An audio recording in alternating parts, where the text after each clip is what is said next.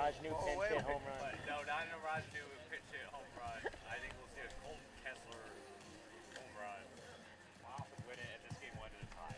A tie game called the Chargers at 8 o'clock once again, after 9. Nine. So it's 9-inning tie. Yeah. Another one. Three again. Another one.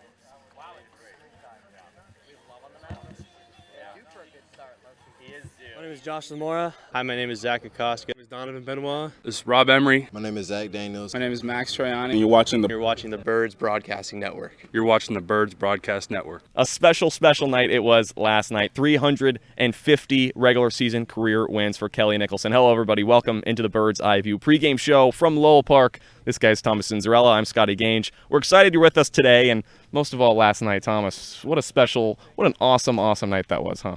Yeah, it was a historic night at Eldridge Park. You know, something that coming the season we didn't know we'd be able to be a part of, and then just come out into that scene with Kelly Nicholson picking up his 350th regular season win on Cape Cod. I mean, it was definitely something special to be around, and right in front of the Firebird faithful as well at Eldridge Park. I think makes it a little more special, and against the Red Sox and the Whitey Red Sox, an East Division foe, so it kind of makes it a little bit bigger.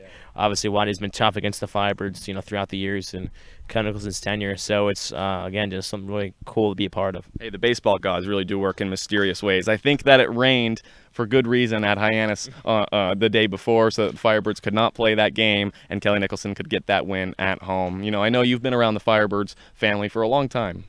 To get that win at Eldridge Park, how special do you think that was for him? I think it's definitely special just because, Kelly even touched upon it with you and how he got the job and for the Firebirds, and at the time the pitching coach job, and Miss Eldridge, as he calls it, and now has come upon us as we call it Miss Eldridge, is definitely something special, and he calls, Sue Horn, our GM, Miss Sue. So it's just something that I think it means a lot to him, because it's kind of like where everything kind of comes back and it seems real again at Eldridge Park. So, I've been lucky to grow up at Eldridge Park and watch games, and I think Kelly, now throughout his many years here in Orleans, I think has come to cherish Eldridge Park and everything it has to show for. Of course, the 15 runs scored by the Firebirds last night was the most at any point this season, a big-time win against YD at Eldridge Park. Tonight, of course, they're playing the Katuitt Kettleers, a good team. Austin Love is on.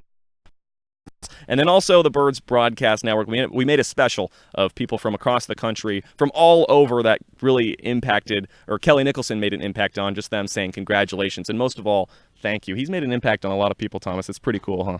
Yeah, no, it definitely is, to show the outpour of support and just people want to congratulate Kelly Nicholson. I mean, he's a guy that's, willing to reach out to other people and really made an impact on a lot of people's lives. So, again, it's cool to really see that here in a small Cape Cod and a small Massachusetts, New England, So, Cape League's obviously big, but just showing the nationwide support and just what Kelly has done for many people throughout his life. It really is special. That's going to be it from us right here, because it's time for the remainder of the Bird's Eye View Kelly Nicholson special.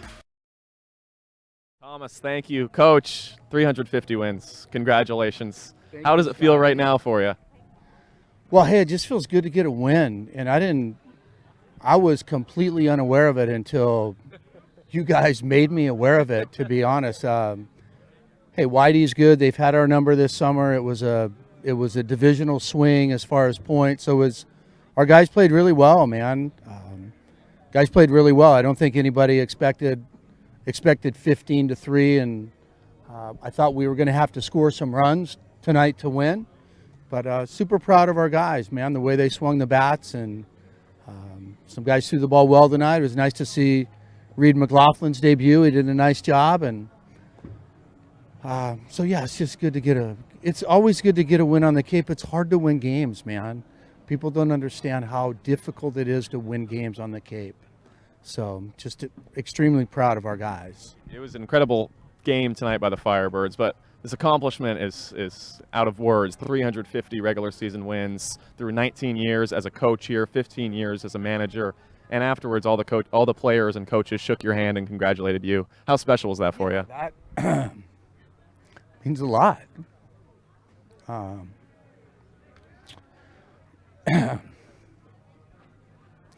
It just means I've been here a long time, Like I told Pick after the game, I said, well, I got about 150, 160 to catch you, But it's I've told you this before, it's a real tribute to the college coaches. They get us the right guys. And I was telling somebody today how it all got started, how I wound up here. And, Miss Sue and Steve Guerin, they gave me a great opportunity 19 years ago that changed my life. I said that the other day. And once I assemble the team, our coaching staffs do all the coaching. And you can ask them that. Our first 2 or 3 years, I didn't even know our offensive signs. So I have had very little to do with that number. Our coaches do a great job. We've had very good players here the past 19 years. We have high character kids, and I'm just really humbled to be a part of it. As you are a humbling person, and you're a guy that would never speak up too much. 350 wins is just absolutely incredible. But I know away from the wins, it's been much more important for you to make a difference in these guys' lives. You've done it this summer and 18 summers before. For you, how cool is that? And getting a number to kind of represent that today. Well, you try to impact lives. I think that's what we want to try to do on a daily basis, as whether or not I'm teaching at Loyola High School or we're coaching baseball in the Cape. You're just teaching life through baseball and teaching life through, in my case, mathematics. And you wanted to try to develop good young men. And we have good young men already, or they wouldn't be in Orleans. And then you just try to hone them a little bit. And like I tell them, nobody's any smarter than anybody. I'm just 40 years older than you guys, so maybe I can help you through this Cape League journey and through life a little bit while you're up here. But so yeah, that's what we're trying to do. We're trying to lead, and I tell them, make an impact on somebody every night, whether it's a fan, or you're playing for your mom, or you're playing for a little kid in the stands. Make an impact. Through 350 wins, Coach, what's the biggest thing you've taken up in the 19 years here? Well, for me, it's always been about people and the relationships, and Miss Sue and the friends I've made, the people I've met, the relationships I've formed. Those are going to last. I'm going to remember that way after the number of wins and losses and stuff. It's the friendships that I've developed that mean the very, very most to me. Some of my very best friends are my best friends because of Orleans and because of the Cape Cod League. Well, congratulations to you, Coach. Thank you. 350 wins. Really, congratulations. Guys, we'll send it back to you, Coach Kelly Nicholson. Congratulations. You are officially the Birds baller of the game, Coach. Skip, it's a pleasure and a privilege for us to work under you and beside you day in, day out. We appreciate the opportunity, and here's to many more W's as a staff. Go Birds. Agak, congrats, Skip, on win number 350. I appreciate the time I had here as a player under you, and I very much appreciate being able to coach with you now and all of your wisdom, and appreciate you being a mentor to me as I move on throughout this game, and very, very blessed to have this friendship and relationship with you. So cheers to 350 more, Skip. Congrats. Skip, congratulations on 350 wins. We appreciate everything you do for us. And more to come. Go Birds. Go Birds. Hey, Skipper, just want to say congrats on 350 wins. It's a huge accomplishment, and I couldn't think of a better guy to do it. Go Birds. Hey Kelly, Schiff here. Congratulations on the 350th win. That is an amazing accomplishment. I know how hard work it takes to do that, and you've done it the right way for all these years. I hope you get 350 more. All the best. Skip, Groder, congratulations, Coach. 350. That is a big number. Super pro. Go have a black and tan, Coach. Just remember, eyes in the bushes, be smart, and then go finish, compete, circle, ring. Ak-ak, out. What's up, Skip? Congrats on your 350th win. It was a pleasure playing for you this summer. Just congrats on getting to that number. Yeah, I really appreciate you, Skip. And congratulations on this big number. Go Birds. Go Birds.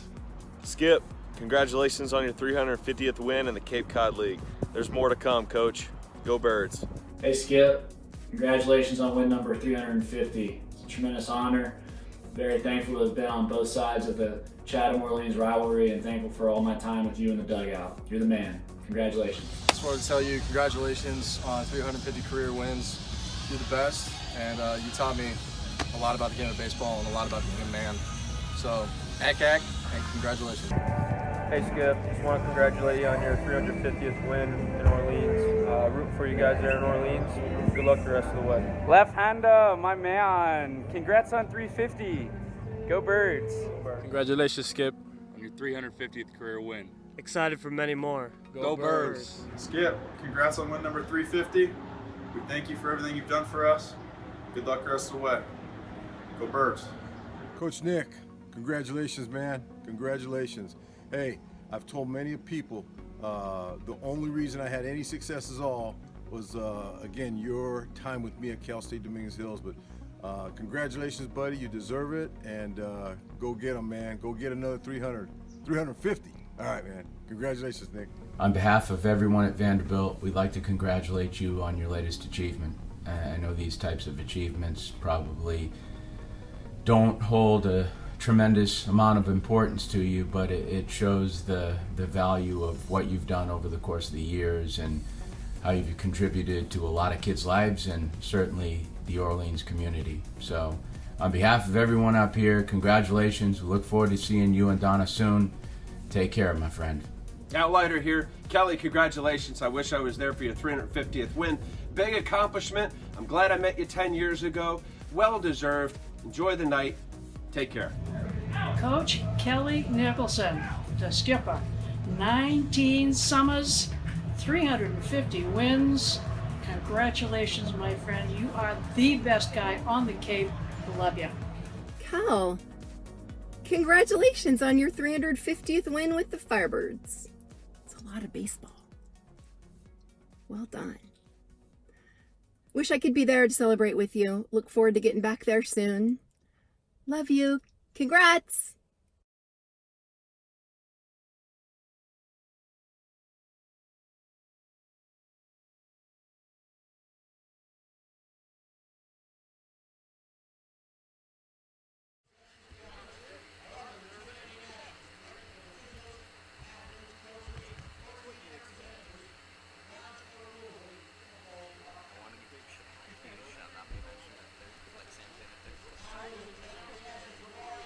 But I know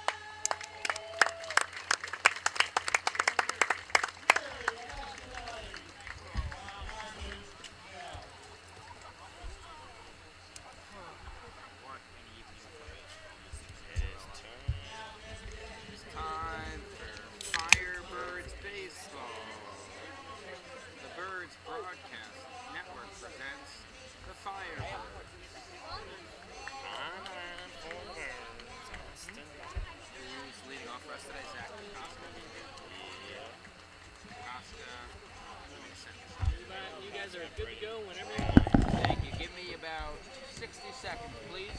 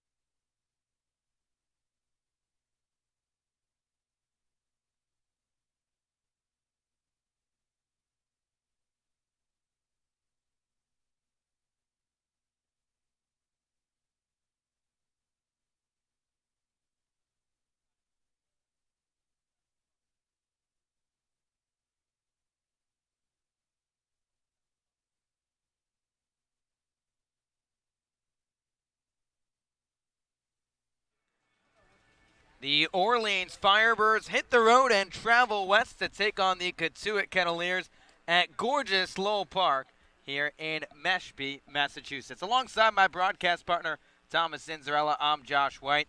Thomas, a historic night last night at Eldridge Park. The Firebirds, a resounding victory over the Armit Dennis Red Sox, but secured win number 350 in the career for Kelly Nicholson. Yeah, not only a big win for Kelly Nicholson, a guy that obviously has had a lot of success throughout the years donning the Orleans red and as a pitching coach and now the manager. And it's also a big win in the Firebirds season after dropping a couple games. They've now got back on track after dropping one hiatus just a few nights back and look to continue their Western domination expansion on to this part of the Cape here today in Cotuit. Firebirds are 8-3-2 against the West Division this summer, 14-11-2 overall. The Kettleers 15-11-2. Cotuit 1 point shy of the West Division lead. They trail the Wareham Gatemen on the East Division side. The Firebirds 4 points shy of the Chatham Anglers. Let's take a look at the Firebirds starting 9 as the graphic appears on your screen. Couple changes for the Orleans lineup. Same top 3 in the Birds lineup today, but Eddie McCabe shifted to the 5 spot. Josh Zamora in there at second base. And the bottom 2 hitters changing as well. David Avidia, the catcher from Grand Canyon, gets the nod. And Zach Daniels, the center fielder from Tennessee, in there as well. Great pitching matchup in store today from Lowell Park. Austin Love, the right-hander from North Carolina, will get the ball for the Orleans Firebirds. And on the other side for the Kettleers, a familiar face for Orleans, the right-hander Chris Farrell from William and Mary. So Kokoska steps in for the left side. One of just two lefties in this Orleans lineup tonight. It's the first two hitters in their lineup, Kokoska and Britton, before the next 7 batters all right-handed. So Farrell set to make his 6th appearance of the summer, 4th start. He's 0-1 with a 7.07 ERA. 6 foot, 195-pound right-hander winds and fires first pitch. Fastball above the letters at 91 on the gun for ball 1. And we're off and running at Lowell Park at 5:02 p.m. Kokoska, part of that season high in runs and hits last night for the Firebirds. 1-0 roped past the shortstop Oviedo into left center field for a base hit. Kokoska picks up where he left off last night, and he leads this ball game off with a base knock.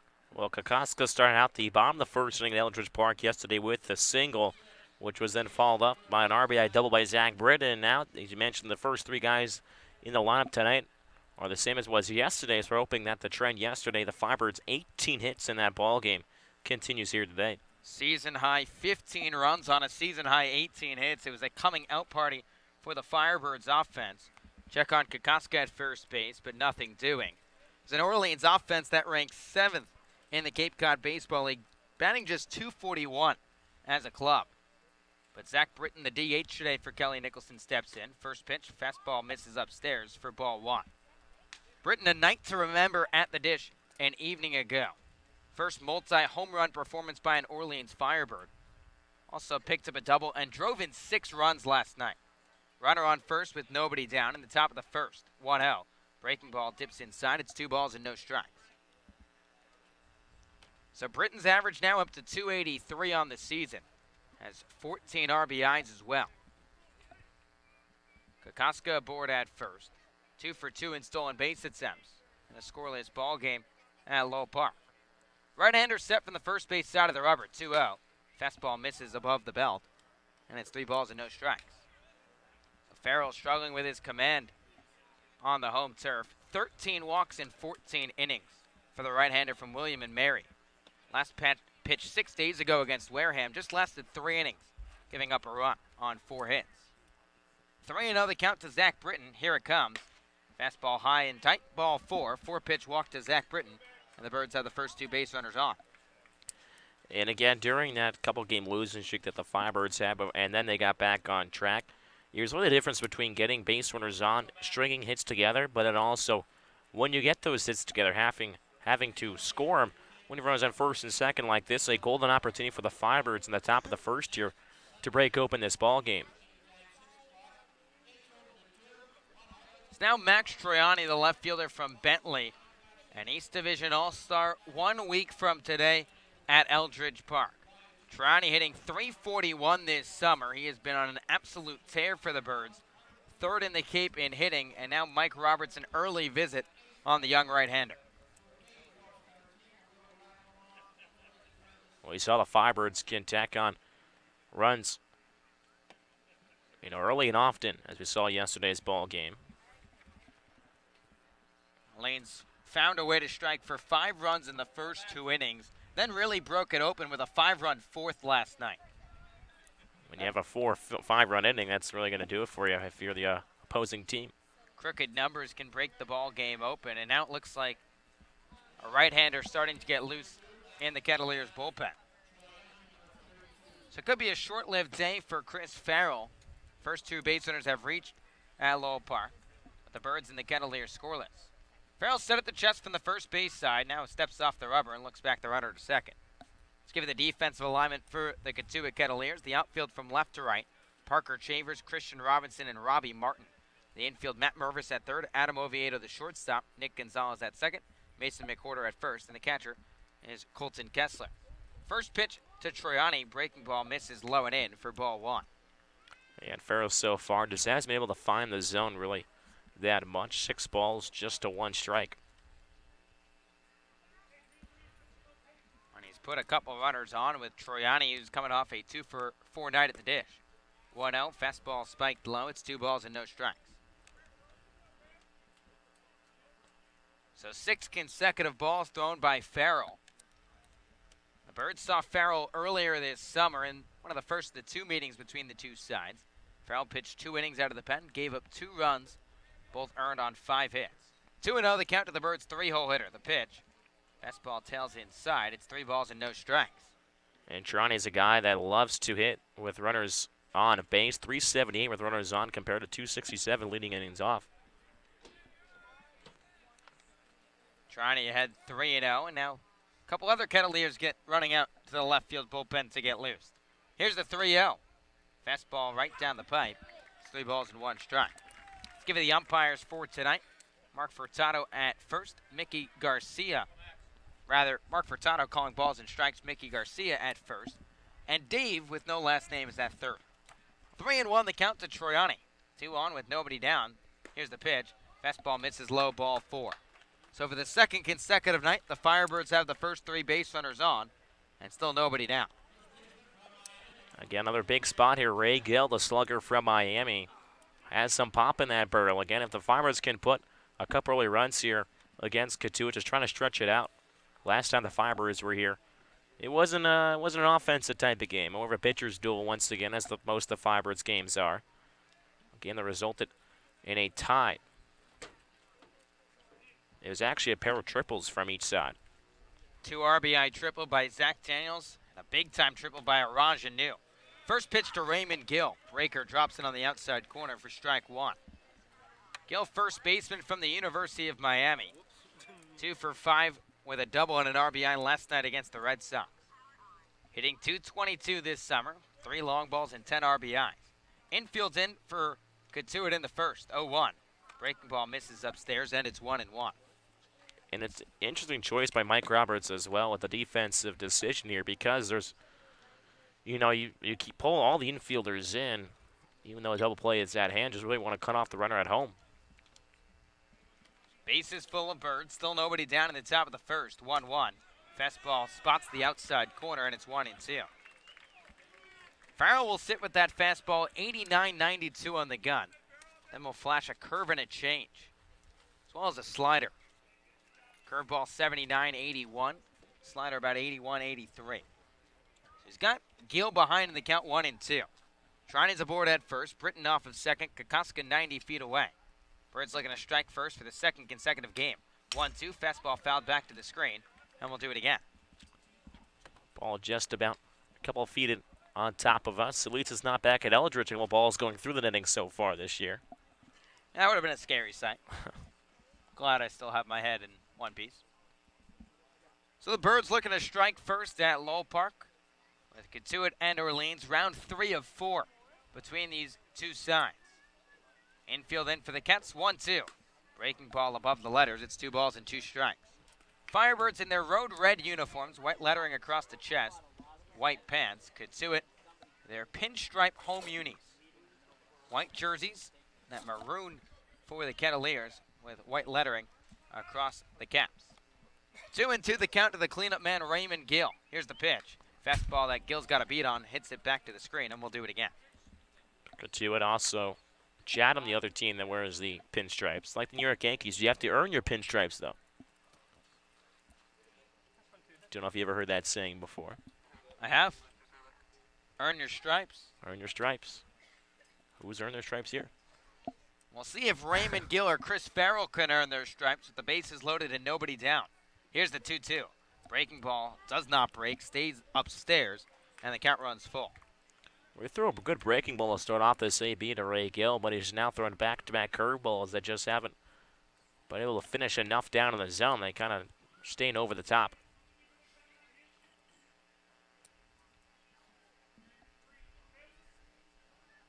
Trani aboard at first, Britton off of second. Leadoff man Kokoska 90 feet away. 3-2, sharp slider waved out and missed by Gill for the first out of the inning.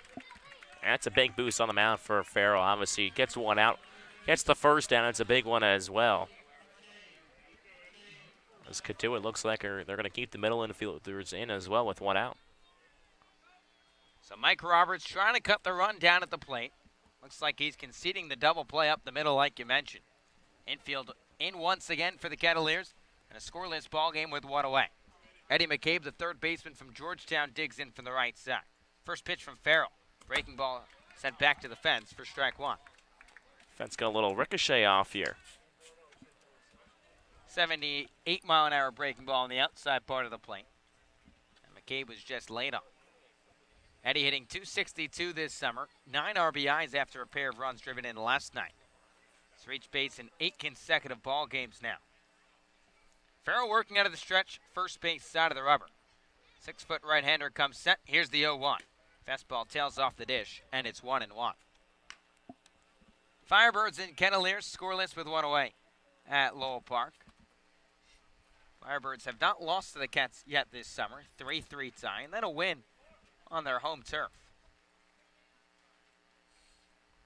Fourth and final game will be Tuesday evening at Eldridge Park. 1-1. Fastball above the letters. Outside, it's 2 balls and 1 strike. Colton Kessler trying to frame that one up on the outside part of the plate. Home plate umpire Mark Furtado thought it missed just outside. Second baseman Nick Gonzalez not only in, he's a couple steps in on the grass, playing nearly right behind the pitcher's mound. 2-1 fastball misses low and away. It's 3 balls and 1 strike. Firebirds very patient at the dish in this ball game. They've been a team that has gone down swinging quite often this summer. They lead the Cape in strikeouts, now 279 Ks, well above any other team at the plate. Bases loaded. Firebirds looking to strike first. Ink it to it. Here's the 3-1. Fastball upstairs, ball 4. McCabe tosses the bat. Kokoska trots in from 90 feet away, and the Birds strike first. It's 1-0 at Lowell Park. And you're exactly right. The Firebirds being very patient at the dish, and I think it's warranted, especially when a guy like Farrell has thrown twice as many balls as strikes, 16 balls, just 8 strikes. So Farrell's command struggles continue. That's his 15th walk of the summer in just 14 1/3 innings pitched. Now the catcher, Colton Kessler, will come out and have a word with the right-hander from William and Mary. Again, Mike Roberts already paid him a visit earlier in this inning. Came out after issuing a walk to Zach Britton. There still is some action going down in the left field bullpen for the Cavaliers. Looks like a right-hander getting loose. Furka to it. Again, we talked about it's an interesting decision to bring the infield in the first inning. Now the corners in you might get. Corners in, middle back for 2. Corners in, yeah, exactly. Now with 1 away as well, you can really take the double play and get out of the inning and leave him back. Especially to its offense as well. It's not like the worst offense in the league. Cavaliers first in runs per contest this summer, averaging more than 5.5. But Mike Roberts electing to leave the infield in with 1 away, with the Firebirds leading the Cavaliers 1-0. First pitch to Josh Zamora. Fastball misses low for ball 1. Zamora came on last night as a defensive replacement, went 0 for 1 in his lone opportunity at the dish. He's batting $167 so far this summer, but had a fantastic sophomore season at Nevada.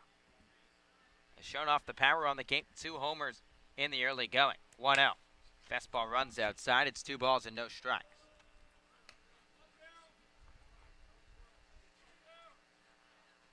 Mike Roberts shifting over to the top step of the dugout. Closest on the third base side, Kelly Nicholson, after securing 103.50 last night. Back in on the first base side. Infield still in for the Cavaliers. Here's the 2-0. Fastball chopped to the left side, right at the shortstop Oviedo. He throws home. Fielded by Kessler, throw on to first in time. A 6-2-3 inning-ending double play, and Mike Roberts' moves pays off, and Farrell limits the damage to 1. Orleans scores 1 run on 1 hit, no errors, and they leave 2 runners left on base. After the top of the first at Low Park, it's Orleans 1, Cavaliers nothing. And let's check in with our sideline reporter, Scotty Gaines, who's somewhere around Low Park tonight. Yeah, I'm kind of near the right field line, hanging out. It really is a beautiful park. I really enjoy coming here, and I like to call this place kind of like the Disneyland Park of the Cape Cod Baseball League. They got the brick little homes that I feel like I'm just riding on. It's a small world kind of. It's adorable, really, to say the very least. A few talking points or things to really notice about the game today is the fact that, yes, Kelly Nicholson's 350th win was yesterday, which was such a fun way to celebrate and all that good stuff, and really, really well-deserved for him. And we touched on that in the pregame show. I know we were going to touch on that really the entirety of the rest of the season. But also, this is the last game before an off day tomorrow. Guys, I know we're excited for the off day. It's been 17 straight games of baseball, which is fantastic. Baseball is incredibly fun, but it's been tiring. So today, finally, the ridiculously long stretch that has been filled with makeup games, been filled with just the already busy Cape Cod Baseball League schedule, is finally coming to a bit of a close, a bit of a halt, because the Firebirds get a day off tomorrow. I'm still figuring out what I want to do tomorrow. I know all the players are figuring out what they do tomorrow because I'm really, really excited. It's going to be special, but today is going to be an exciting ball game. The thing to watch for on the guys. 15 runs last night. Let's see if they can do it again. Of course, they had that one run, but a lot of that was forced by way of walk. Wasn't able to capitalize in the first inning when they really needed to, when you would think. But you're going to have to see if that offensive explosion was just a fluke of last night or maybe if it's a rejuiced, re-energized offensive squad. And so we'll have to wait and see, of course, to see if that falls through for the rest of the game. Guys, we'll send it back to you. We got a big day of baseball coming up. Now, Scotty, the caveat to this all is despite an off day tomorrow, then we go however many regular season games the rest of the way to cap off this summer. So now, granted, the All-Star game's in there, but the Birds wrapping up a 17-day stretch with a ball game. They lead the Kettleers 1-0 as we head to the bottom half of the first at Eldridge Park. Austin Love out of the windup. First pitch to Nick Gonzalez. Fastball misses low for ball one. For Love, the big right-hander out of North Carolina. 6th appearance, 3rd start. 1-1 with a 2.31 ERA. Love rocks and fires 1-0. Fastball sky down the right side. Right fielder Kokoska giving chase down the right field line in foul ground. He'll give a look, but runs out of room. And it's 1-1. Love last pitched 6 days ago for the Birds against the Chatham Anglers. Picked up his first loss of the summer, just going 4 innings. Really struggled with his command, which is uncharacteristic of the right-hander from Mount Ula, North Carolina. Gave up 3 runs across those 4 innings on 4 hits, walked 3 and struck out 4. A reliever in his redshirt freshman season for the Tar Heels. The 1-1. Fastball slapped down the right side. This trickles out of play. 93-mile-an-hour heater, and it's 1-2. Love transitioning into the weekend rotation for Mike Fox's club in North Carolina. Mike Fox taking over, of course, after Mike Roberts was down for the Tar Heels. 1-2, fastball smacked into straightaway center field. Daniels running back. He's at the track, and this 2 hops off the fence. Nick Gonzalez racing into second. He'll put on the brakes there, but it's a leadoff double for the pride of New Mexico State, and Nick Gonzalez continues to rake. Yeah, you mentioned Gonzalez continuing to rake here on Cape Cod, average at 326 coming into this ball game. But again, he's just a walking hit machine, a guy that can spray the ball all over the place, and has struck in the first 2 games against the Firebirds. Was batting 6 for 9, now make it 7 for 10 against the Firebirds this year. He has been something else against the Orleans Firebirds. 4 of those 7 hits as well, extra bases. Parker Chavers now the batter, first pitch. Fastball low and inside, just above the shoe tops for ball 1. Firebirds struck for a run in the top half of this inning, but Chris Farrell did a great job to limit the damage to just 1. Birds had the bases loaded with nobody out. Got a Raymond Gill strikeout, an Eddie McCabe walk, and then an ending double play. 1-0 fastball runs low and in. It's 2 balls and no strikes. Chavers, the left fielder out of Coastal Carolina, a West Division All-Star for this Katuitt squad. Batting .268 with 4 home runs. Slightly open stance from the left side, 2-0. Fastball picked out of the dirt by Avidia. It's 3 balls and no strikes. So Austin Love has struggled at times with command this summer. 7 walks and 11 2/3. 3 of those 7 came in his last start. Had great command this past season at North Carolina. 3-0. Fastball in there for a strike. It's 3 balls and 1 strike. Yeah, and he's had better command when he's come out of the bullpen compared to being a starter in this rotation here on the Cape. Now again, a natural reliever, if you will, this past spring at North Carolina. All 36 appearances out of the pen. 3-1 changeup on the outer half, and the count runs full. Made 36 appearances for the Tar Heels as North Carolina made a deep postseason run. 8-4 with a 3.09 ERA. Picked up 5 saves as well. 67 Ks in 67 innings. Love set. Here's the payoff pitch. Fastball slicing down the left side. Left fielder Troiani ranging in. He makes the catch in stride for the first out of the inning.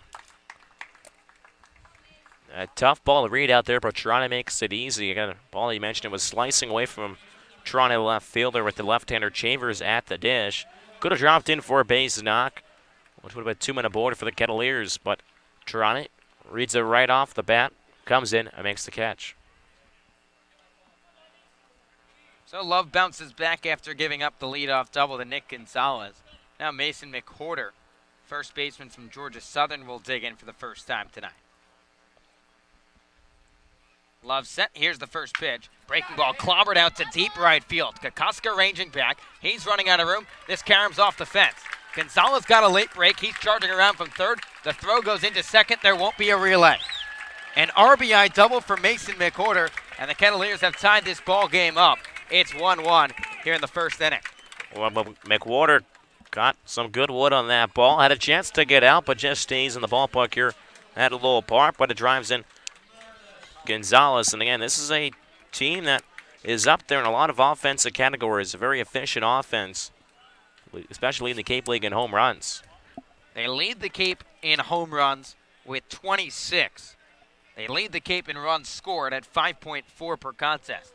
First pitch to Matt Mervis, 94-mile-an-hour heater that misses low and in for ball one. A little bit of a rivalry in this matchup. The right-hander from North Carolina, Austin Love, trying to quiet the left-handed swinging rising senior out of Duke. Love set. Here's the 1-0. Fastball called a strike on the outer half, and it's 1-1. Mervis, a two-way player for the Blue Devils, hitting .286 this summer at the dish. He's also made 5 appearances all out of the bullpen with a .225 ERA. One of 7 West Division All-Stars for this Katuitt squad. 1-1 breaking ball cut on and missed, and it's 1-2. Firebirds 1, Kettleers 1, with a runner on second and 1 down in the last of the first. Mervis manning third base tonight for Mike Roberts' club. 6'4", 225-pound third baseman digs back in. 1-2 breaking ball runs inside. It's 2 balls and 2 strikes. Mervis 0 for 1 last night against the Bourne Braves, but did draw a walk. Robbie Martin, the right fielder from Florida State, waiting on deck. Love set, first base side of the rubber, 2-2. Fastball clobbered out to right field. Kokoska has room. He's camping under this, ready to tag at second base is McWhorter. Kokoska makes the grab, strong to the third base, not in time. So Kokoska made it close, but McWhorter too much speed. Productive out by Matt Mervis, advancing McWhorter 90 feet, but there's 2 down. Yeah, we've seen Kokoska showcase that arm earlier in the year and Chad threw out a runner from center field at the dish and cut him off.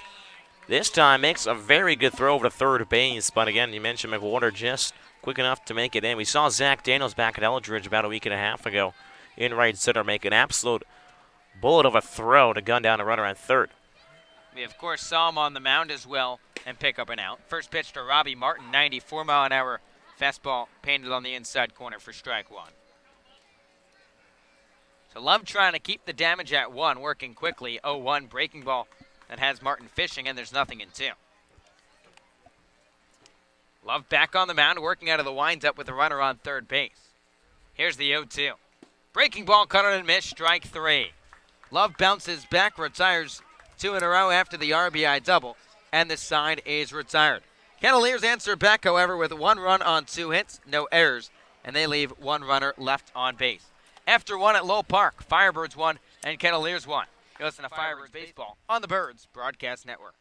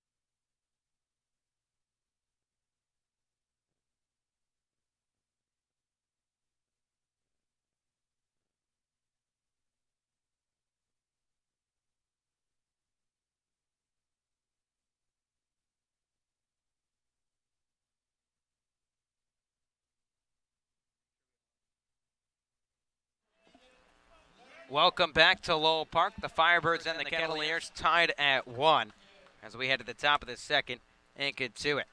Bottom third of the lineup for the Orleans Firebirds, starting with the shortstop Shea Whitcomb, who's been starting to heat up for the Birds. Whitcomb has reached base in 5 consecutive ball games now, hitting .429 over that stretch. 6'2", 200-pound shortstop steps in from the right side. Right-hander Chris Farrell working out of the winds-up. Here's the first pitch. Fastball spiked low. Great job by Kessler to knock it down with his body for ball 1. Home plate umpire Mark Furtado just walks out the ball to the pitcher Farrell, giving the catcher Kessler a moment. Whitcomb hitting .264 this summer, 3 home runs and 9 RBIs. 2 for 3 last night against the Red Sox. 1-0. Another breaking ball spiked low. It's 2 balls and no strikes. Almost the second time Kessler got banged up behind the dish. Got to give him credit on the first one. He did a great job to somehow find his way in front of it to knock it down. 2-0 the count to Whitcomb. Here's the pitch from Farrell. Breaker runs low and in. It's 3 balls and no strikes. So Farrell struggled with his command in the first inning. Issued 3 free passes, but limited the damage to just 1 run. Firebirds struck for 1 run on 1 hit, no errors, and left 2 runners on base. Birds had the bases loaded to lead off the ball game. 3 over, 3-0 fastball misses outside for ball 4, and it's the 4th walk issued by Farrell tonight. Yeah, once again, these Firebirds hitters continue to be patient at the dish. 22 balls to just 9 strikes for Farrell out on the hill. Just hasn't really able to find that zone yet. That's in the early goings. That's now 17 walks for Farrell in just 15 innings this summer. And now the catcher, Colton Kessler, will come out and have a word with the right-hander on the bump. You'd imagine the bunt might be on here for the Orleans Firebirds. David Avidia, the catcher from Grand Canyon, is batting just $170. A 1-1 ball game might be called on to bunt. We've seen it quite often this summer for the Firebirds. Mike Roberts, get to it. Head coach comes out of the ding-up, takes the long stroll to the pitcher's mound. A right-hander continuing to toss in the left field bullpen. And now the infield's going to meet for the Cavaliers on the bump. Roberts taking his time, now chatting up the right-hander, Chris Farrell. Mark Furtado, the home plate umpire, joining in on this powwow as Roberts continues to buy time. We'll see if he makes the move here. Would be a very short-lived outing for the right-hander Farrell, and they will call to the bullpen. So Chris Farrell just less an inning plus and issues 4 walks to this Orleans Firebird squad. We'll step aside at Lowell Park with Orleans and Katuitt tied at 1. You're listening to Firebirds Baseball on the Birds Broadcast Network.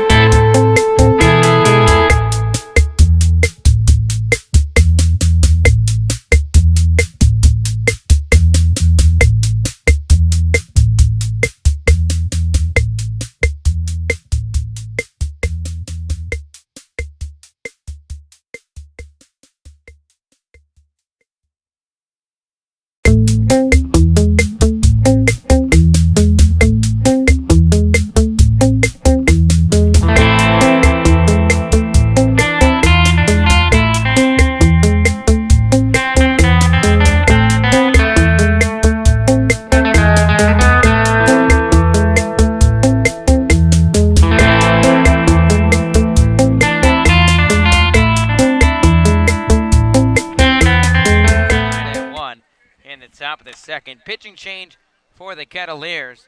Mike Roberts will make the move to the bullpen. Call for Cole Ramage, a right-hander from Arkansas. Another Cole Ramage who steps off the rubber and checks on the runner at first base, Shea Whitcomb. So the day is done for the right-hander Chris Farrell. Just lasted an inning plus, gave up 1 hit, 1 run at the moment, still responsible for Whitcomb at first. First pitch to David Avidia, breaking ball spiked in the dirt, gets past Kessler to the backstop, and that will allow Shea Whitcomb to advance 90 feet on the wild pitch. So we saw Farrell struggle with command, issued 4 free passes in a little more than an inning. And now Ramage's first pitch to the plate bounces about 58 feet. Avidia was squaring around. You'd imagine with now a runner on second and nobody down, the bunt will still be on for sure. Corners are in for the Kettleers. The catcher from Grand Canyon just batting $170. Gonzalez holding the runner on at second. Nobody down in the top of the second inning. The Firebirds and the Kettleers knotted up at 1. Ramage a check on the runner at second base. Whitcomb slides in feet first. And over the last few games, the Firebirds have won 3 of their last 4. It's been these self-inflicted wounds that have really helped the Firebirds, and they've really been capitalizing in those situations. Seen the Firebirds play plenty of small ball this summer as well. 1-0. Fastball pulled back on. It's 2 balls and no strikes. Yeah, this is a prime example of the Firebirds just manufacturing a run that in the long term is going to help them and win a couple more ball games. So 2-0 the count to the 8-hole hitter David Avidia, who squared around on the first 2 pitches, giving himself up once again. 2-0. Breaking ball misses low. It's 3 balls and no strikes. So Mike Roberts elected to take out Chris Farrell, who did not throw strikes in the first 7 batters he faced. And now the right-hander struggle on the mound, Cole Ramage. Mike Roberts just looking lost on the top step. 3-0. Fastball taking all the way. Paints the inside corner. It's 3-1. We've seen some baseball games this summer. 3 innings in 30 minutes. We've seen some baseball games this summer. 3 innings in an hour and a half. Yeah, the Brewster game, prime example. Hour and a half, took 3 innings, still finished the game under 3 hours. Full 9 innings. Looking at the ladder so far tonight, Ramage steps off the rubber, ready to throw to second base, but nobody was covering. And Whitcomb gets the red Orleans uniform dirty. Firebirds and Kettleers tied at 1 here in the top of the second. Right-hander Ramage set. Here's the 3-1. Breaking ball bounces low, ball 4. 5th walk worked by the Orleans Firebirds. They have the first 2 base runners on tonight in this inning. And now it's a familiar foe here at Lowell Park. Zach Daniels, who knocked in a pair of runs with a triple last time these 2 teams faced off. And then was caught, or was able to score in a sacrifice fly, which would be the tying run, as that game resulted in a tie. Boy, would Zach Daniels go for a 2 RBI triple right here. He's 0 for his last 12 and hasn't had a hit since June 25th. Daniels squaring around, gets the bunt up the third base side. It's fielded by Matt Mervis. His only play is the first. Guns down Daniels on the 5-3 sacrifice bunt, advancing both runners 90 feet. And Daniels almost able to beat that throw down the first base side. Again, a former quarterback in high school, charging down the first base line, but first off, got the bunt down, perfect spot, and advances both runners. Job well done. So now Zach Kokoska, who's been on a tear as of late for the Birds, will dig in. Kokoska, 3 hits last night, led this ball game off with a single to left center field. Infield comes in once again for the Kettleers. First pitch, fastball dots the inside corner at the knees for strike 1. Kokoska up to 270 coming into the night with 4 RBIs. 3-hit performance an evening ago and scored 3 runs. Kokoska manning right field at Lowell Park tonight for Kelly Nicholson's club. Avidia on at second, Whitcomb off of third, and now Kokoska calls time. Mike Roberts giving instructions from the third base dugout, expecting a potential bunt. Infield in for the Kettleers. Third baseman Mervis starting to creep a little further. 0-1, clobbered out to left center field. Center fielder Robinson ranging to his right. He makes the catch. Whitcomb draws a throw, will put on the brakes. That throw would have had Whitcomb by a mile, and he elects to stay at third. Yeah, it was a well-hit ball by Kokoska. Just doesn't carry out. just enough, and Robinson over in center field makes the catch, gets some momentum, fires a bullet towards home. No chance for Wickham to tag from third. Now there's something to be said if Ramaj can limit the damage and leave a pair of runners on. And Katuitt would walk out of the first 2 innings with only 1 run allowed. Firebirds and Kenneliers tied at 1, 2 in scoring position and 2 away. First pitch to Britton, fastball above the letters for ball 1. And especially because the game is tied, by the way, as well. They can work themselves out of these first 2-inning jams. It's going to be a lot of confidence for this ball club. Britton, big time night last night. Picking up 2 home runs, 1-0. Breaking ball chopped to the right side. Second baseman Gonzalez ranges to his right, spins in the outfield, throws on to first in time. A heck of a play by Nick Gonzalez to get the Kenneliers out of the jam. And after the first 2 birds reached in the inning, Orleans is unable to score. Orleans scratches across, no runs on, no hits, no errors. And for the second consecutive inning, the Firebirds leave 2 runners on. After an inning and a half at Lowell Park, Orleans and Katuitt tied at 1. Check out some highlights from yesterday's ball game. 2-2 breaking ball slapped over the head of the second baseman Yeager into right center field for a base hit. McCabe trots home from third. 1-2. Breaking ball fisted out to left center field. Eister on the run. He's ranging back, looking up. This ball is gone. The first home run of the summer for Zach Britton. Hits a towering 3-run shot over the left field fence. And the Birds make it a 5-0 lead early. As well, maybe meant to do that as the 0-2 pitch is placed out towards right field. Going back is Palmer looking up, and it's gone. Whitcomb was still sprinting around second to base, thought it stayed in the park, but it reaches over the wall for a home run. 0-2. Fastball slicing down the first baseline. It's a fair ball. Going down in the corner, 1 run is in, and Britton ready waving on Petrani. He's in easily. And standing up at second base, a ground rule double scoring 2 is Tanner Murray. 2-1. Fastball is roped out towards right center field. Eister looking up. It's into the bullpen. It's a home run. A 2-run blast for Zach Britton, his second of this ball game. Hit one to left center field in the second. This one to right center, and the Birds tack on 2 more. It's a 12-1 lead. First pitch home. Fastball breaking bat. Back to the mound. Throw home from Wallace. On to first. Pulls Esquera on the bag. Gets it in time. And the ball game is over. Kelly Nicholson, his 350th victory in the Orleans Red. Welcome back to Lowell Park. The Firebirds and the Kenneliers tied at 1 as we head to the last of the second in Katuitt, Massachusetts. First pitch from Austin Love to Casey Schmidt. Fastball fouled off the mask by David Avidia for strike 1. Firebirds have threatened in both of the first 2 innings. Birds had the first 3 runners on in the first inning, only came across with 1 run. Then in the top half of this frame, had the first 2 runners on and stranded 2 more on the base paths. 0-1, breaking ball fisted down the right side. First baseman Raymond Gill giving chase. This runs out of room, and it's 0-2. Schmidt has done everything for the Kenneliers so far this summer. Talk about quite the performance last night against the Bourne Braves.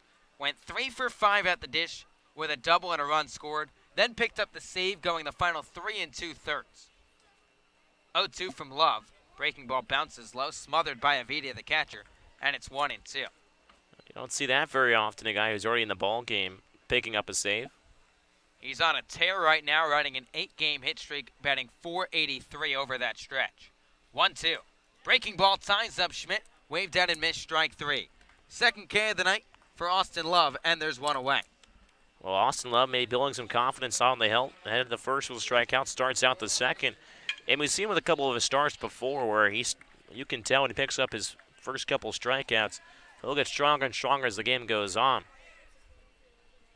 Love has now retired 3 in a row after serving up an RBI double to Mason McWhorter. Now the 6'3" center fielder from Stamford steps in for the left side. First pitch breaking ball nubbed at the third base line for strike 1. Orleans and Katuitt squared at 1 with 1 away in the bottom of the second inning. Robinson made a great throw in the top half of this inning. It's a ball hit out to center by Zach Kokoska, but not deep enough to plate Shea Whitcomb from third. 0-1 breaking ball chased out of the zone, and it's 0-2. So Love starting to develop a rhythm here against the Kettleers. Jumps ahead of Robinson, 0-2, and is ready to work quickly. Here's the 0-2 from the windup. Breaking ball bounces low, and it's 1-2. Robinson just 1 for 9 this summer against the Birds, but has driven in 2 runs, hitting .243 for the Kettleers. Chokes up on the bat just a touch with 2 strikes, the 1-2. Breaking ball sent on a line out to right field. Kokoska lines it up, makes the grab at the shoulder level for the second out of the inning. Yeah, hard hit ball. Another good 2-strike approach by Christian Robinson. Roast went out, but right at Kokoska, the right fielder. Only had to move back about a step or two. It makes the easy grab. It's now Colton Kessler, the catcher from Kentucky, who's had an adventurous day behind the dish so far. He's had a couple of hard spiked balls in the dirt to try and stop. Now we'll get a turn at the dish. Kessler just batting $154 to start the summer. First pitch, fastball above the letters, taken for ball 1. Kessler, a Baldwin, Missouri native, making the trip to Kentucky and now Cape Cod. 1-0 fastball slapped up the first base side, and it's 1-1. Kessler, a rising junior for the Wildcats, will become teammates with Kettleer DH Araja New in the fall. New, a junior college transfer. Here's the 1-1. Breaking ball hit to the left side. Shortstop Whitcomb ranges to his left. Throw on the run, stretched by Gill in time. Sharp defensive play by Shea Whitcomb, the shortstop, to retire the side. Love has set down the last 5 he faced as he puts down the Kettleers in order here in the last of the second. One to the top of the third at Lowell Park. Firebirds and Kettleers tied at 1. Listen to Firebirds baseball on the Birds Broadcast Network.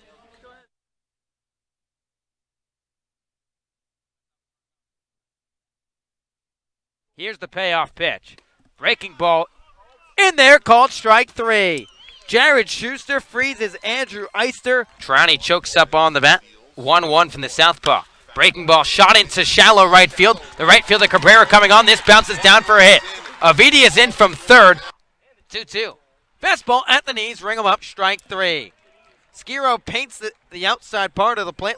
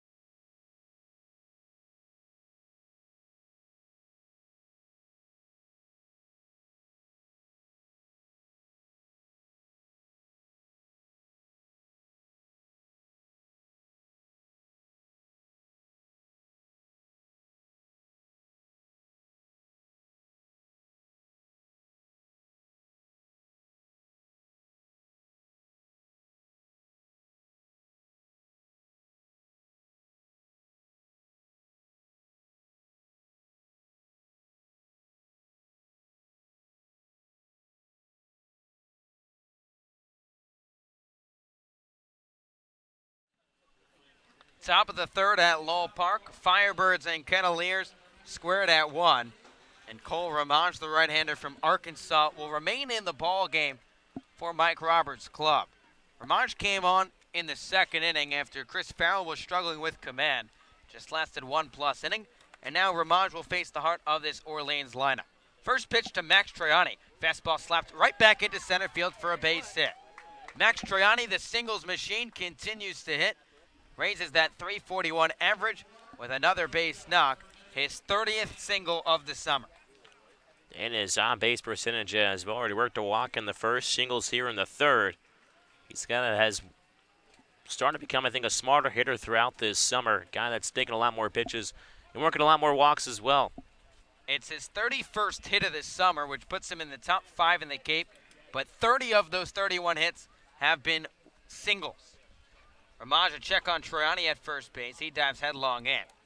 Was chatting with Troiani as well, and he didn't know what it was. He hit 9 home runs this past season at Bentley, and he's made the adjustment, maybe the sharper pitching on the mound here on Cape Cod.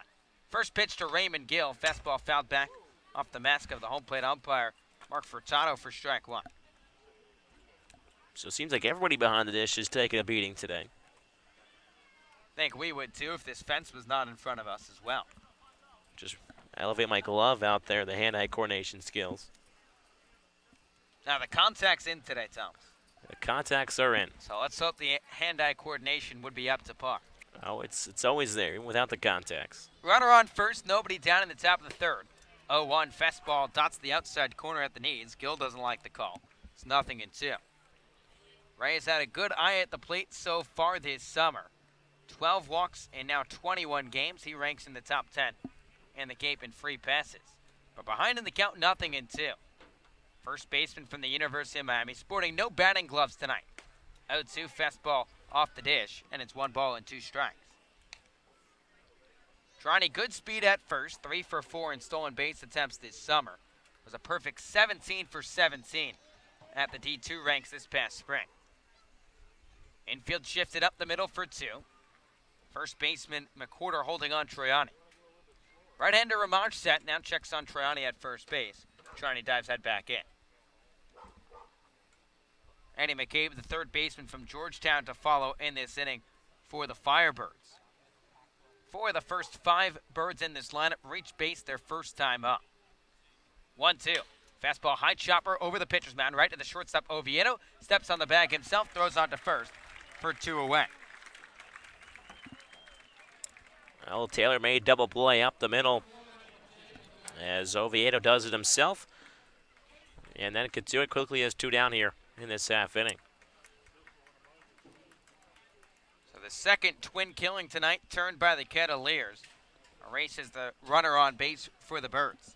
Now the third baseman from Georgetown digs in. First pitch to McCabe, 94-mile-an-hour heater, fouled back for strike 1. McCabe drew a walk his first time up, hitting .262, and has now reached base in 9 straight games. An OBP above the .305 mark. Righty on righty matchup with 2 away. 0-1. Breaking ball shot foul down the right side, and it's quickly 0-2. So Mike Roberts pulled Chris Farrell after an inning plus. We can give you the final line on him now. Give it 1 hit, 1 run it was earned, 4 walks, and 1 strikeout. The 0-2. Fastball down low, and it's 1-2. That's remarkable that Farrell only lasted an inning plus and won't walk away from this game with a loss. 1-2, fastball backs up McCabe from the right side. It's 2 balls and 2 strikes. Really, the first 2 innings have been a savior here for the Kettleers. Again, this game could have been a lot bigger of a margin for the Firebirds if it wasn't for a couple strikeouts and double plays. Here's the 2-2, fastball out of the zone that McCabe fights off of, and we'll do it again. McCabe did it all at Georgetown this past spring. Hit .345 on his way to an All-Big East first-team selection. Finished 4th in the conference in batting average. 2-2, breaking ball fished out of the zone, strike 3. Ramaj induces the double play, then fans McCabe to end the inning. The Birds scored no runs on 1 hit, no errors, and they leave nobody left on base. We'll head to the bottom of the 3rd at Lowell Park with the Firebirds and the Kettleers tied at 1. But first, let's send it to our sideline reporter, Scotty Gange, who has a very important message. Yeah, Josh, thank you, buddy. You say very important. It is important in the fact that it's just very, very fun. This Tuesday at noon, we're going to do round 2 of lunches with the Birds, lunches with Kelly. Last week, of course, we did that. This past Wednesday, we talked to Kelly, Isaac Escada, Zach Britton, and Zach Kokoska. They kind of broke down their life through baseball, their goals and their dreams through baseball, and their Firebirds season as a whole, and kind of more intricate details of baseball. You actually talked about the way that the TrackMan, the thing that measures how fast, what angle, arc of every single baseball, and how they kind of use that in terms of helping their knowledge of the game. So this Tuesday, we're going to be at the Land Ho for Lunches with Kelly, Lunches with the Birds edition 2. It's going to be really exciting. It's open to the public, so if you're in the town of Orleans, then you can look forward to coming in, enjoying a meal at Land Ho, and listening to Coach Kelly and 3 more of the Birds players as we kind of moderate a discussion, and then it's going to be up for a public forum. So if you want to ask Coach or a player a question, come on in. That's Tuesday at noon at Land Ho. Really excited for you guys. Now, Scotty, I would like to ask you a question if that's okay. Where did you get that fine polo shirt? It looks great. You know, the way we do it is just kind of, we all kind of figured out. Alec Hendon actually was the one that was really interested. He asked a cool question to Zach Britton when he's playing in Omaha. How does he kind of go back and forth towards when there's 50,000 people watching him play? So it was really cool answers the entire way through. Austin Love induces a quick out to kick off the third. A shallow pop-up into left center that the shortstop, Shea Whitcomb, pulls in into his basket for the first out of the inning. And it's also your favorite Katuitt Cavalier, Adam Oviedo. Yes, Adam Oviedo, infamously known for the foul slam at Eldridge Park, pops out in just one pitch. It's now the second baseman, Nick Gonzalez, from New Mexico State, who has done it all this summer. Gonzalez led off the bottom of the first with a double for the Cavaliers. First pitch from Austin Love. Gonzalez shows bunt, pulls back on the breaking ball that nips the outside corner for strike one. Orleans and Katuitt squared at one, with one away in the last of the third. Gonzalez continues to seem that average climb, now above the 330 mark. 0-1 from Love. Fastball runs inside, and it's 1-1. Gonzalez, one of 7 West Division All-Stars for this Katuitt squad. Second in OPS on the game. 1-1. Fastball spiked low. It's 2 balls and 1 strike. Usually if your OPS is above 850, you're doing something really, really well. Gonzalez's OPS above 1,000. 2-1 from Love. Fastball, Love falls off the mound and trickles down low in the zone. It's 3 balls and 1 strike. Gonzalez is on base percentage at .435. More than 110 points higher than the average. Then his slugging percentage just south of 600. He's been a fantastic hitter this summer for the Cavaliers. Here's the 3-1. Fastball runs low and inside. Ball 4. Nick Gonzalez reaches for the second time tonight. And the Cavaliers a one-out base runner here in the third. And there goes that OBP once again. That will continue to rise up as Gonzalez works a one-out walk, and he's a fun player to watch for sure. Every time he steps in at the dish, or even with the glove in the field we saw in the last half inning. It'll be interesting to see who the scouts name the pro prospect of the league at the end of the season. Gonzalez might be in the running. First pitch to Parker Chavers. Breaking ball that Chavers is out in front of for strike one. Chavers flew out to Max Troiani on the line back in the first inning. Austin Love has really found a groove. Before that walk, Love had retired the last 6 batters he faced. Chavers steps back in for the left side. Love a quick throw to first base. Check on Gonzalez, but Gonzalez is back in safely. I don't think there's anything Nick Gonzalez can't do. Good eye at the plate, fantastic hitter, showed off the glove. And by the way, he's 5 for 5 in stolen base attempts this summer. 0-1, fastball backs up Chavers, and it's 1-1. Well, it might be one thing he can't do. I know Sky's going to like this one. Maybe it's eat a double cheeseburger in less than 30 seconds, like Rob Emery can do. Guess we'll have to do an edition of Cavalier Bites. Just doesn't roll the same way off the tongue. Ketz Bites. 1-1. Fastball spiked in the dirt. Backhanded by the catcher, Avita. It's 2 balls and 1 strike. Chavers, an old Sun Belt first-team selection at Coastal Carolina. Montgomery, Alabama native. Having a chat with the home plate umpire, Mark Furtado, as David Avidia checks in with Austin Love on the bump. 1-1 your score here at Lowell Park with 1 down in the last of the third. We're on pace for about a 3-hour baseball game in Katuitt, which in the grand scheme of things, not terrible. Boy, the first inning lasted 30 or so. Should be able to get 9 in at Lowell Park. A ballpark that has no lights. 2-1. Fastball runs outside. It's 3 balls and 1 strike. Now, they said historic Lowell Park. And I'm not going to say it's not historic. It's been around since 1947. You have a 106-year-old Eldridge Park. You got another conversation. 3-1, 92-mile-an-hour heater. Catches the outside corner. Chavers was ready to trot down to first base. Had the bat on a spin. Ready to go to the third base dugout. So 3-2 the count against Parker Chavers. Nick Gonzalez aboard at first with 1 away. We'll see if the second baseman from New Mexico State is off and running. Love set at the chest, first base side. Gonzalez runs. Fastball fouled back to the screen. And we'll do it again.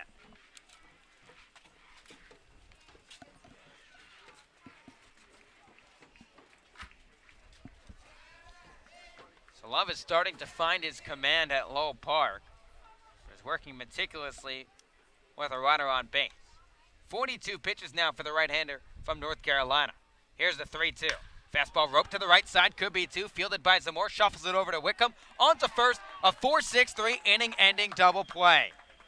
A twin killing for the Birds gets Orleans out of the gym as the Kettleers score no runs on no hits, no errors, and they leave nobody left on base.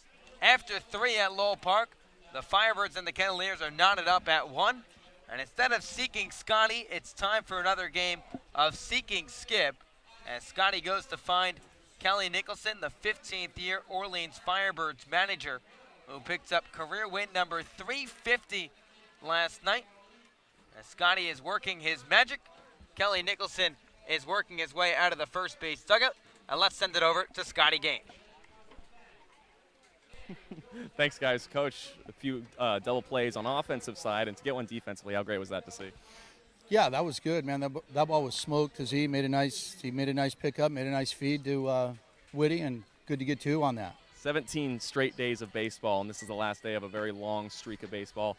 How do you keep the guys in it for so long, knowing that everybody's tired out here?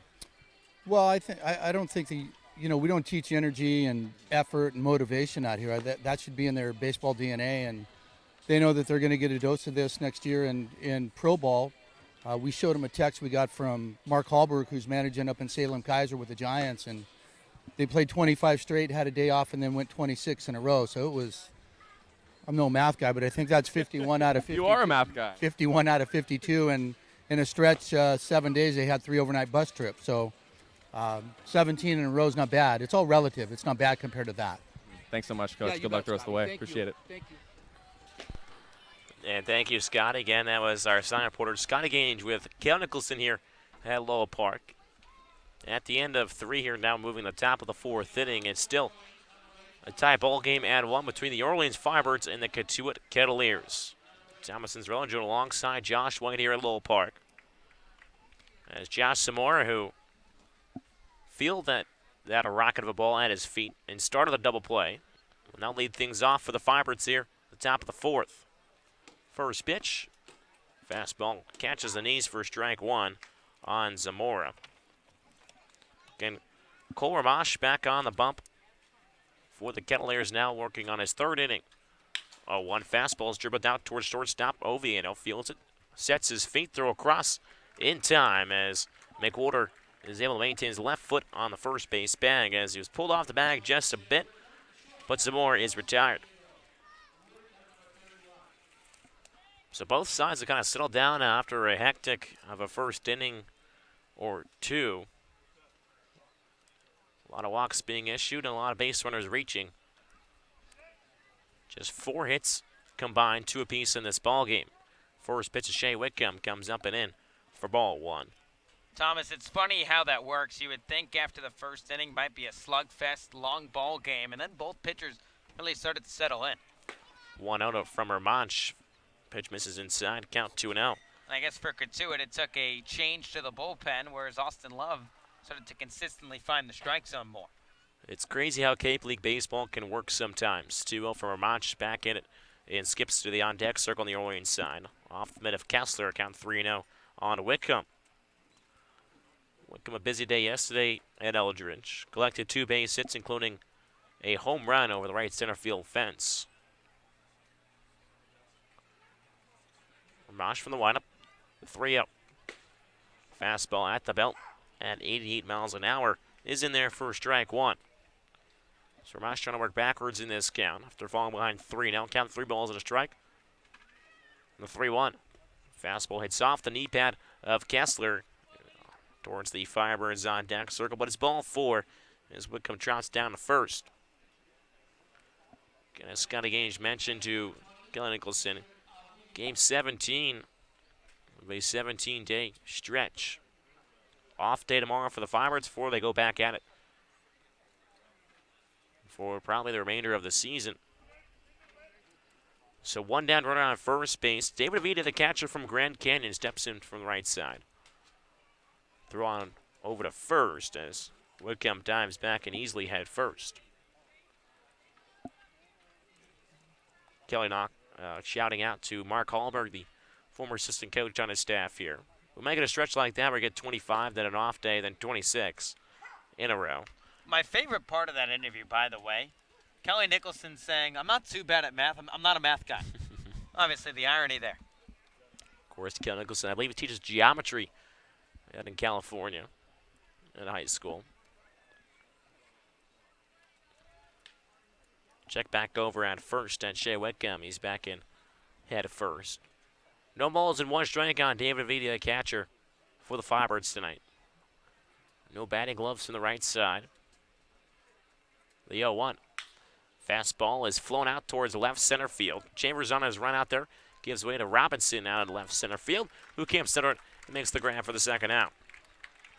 And an unfortunate result for David Avidia, who hit that ball a good length out to left center, just really the deepest part of this ballpark. And Avidia has started to do that a little more as the summer's gone on. A couple harder hit balls that have just found the gloves of the opposition. Yeah, he's a guy that's been heating up over the last week or so. You can tell he's putting more and more work in each AB. 2 down here in the top of the 4th inning, 1-1 ball game. Whitcomb over at first after worked a 1-out walk. Whitcomb's going to dive back in safely after Ramash. Another throw over, third time the last 2 batters that Ramash has thrown over. It's the 9-hitter Zach Daniels, the center fielder tonight. Sacrifice bunt back in the 2nd inning. Ramash throws over once again as our good friend TJ King, who washes the Firebirds jerseys, have a bit of work to do on Whitcomb's jersey. It's all dusted up. First pitch is Zach Daniels. Curveball misses a bit too far inside for ball 1.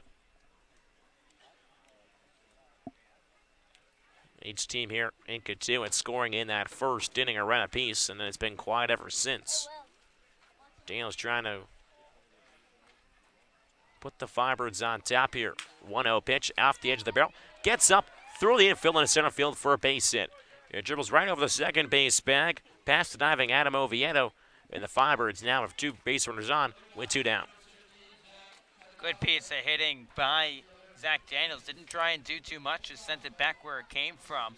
That's what the Birds need right now. Kelly Nicholson joked about it a couple weeks ago, saying, hey, get a couple base runners on, then I wouldn't mind a 3-run homer. We saw it last night, fittingly, off the bat of Zach Britton, but Orleans starts to string together a couple of these hits, then they come with that timely base knock, and the Birds get this offense rolling. Yeah, I think it's a big difference between a Cotuit offense and an Orleans offense. As check over on second base, back pick play, as Whitcomb dives back in safely.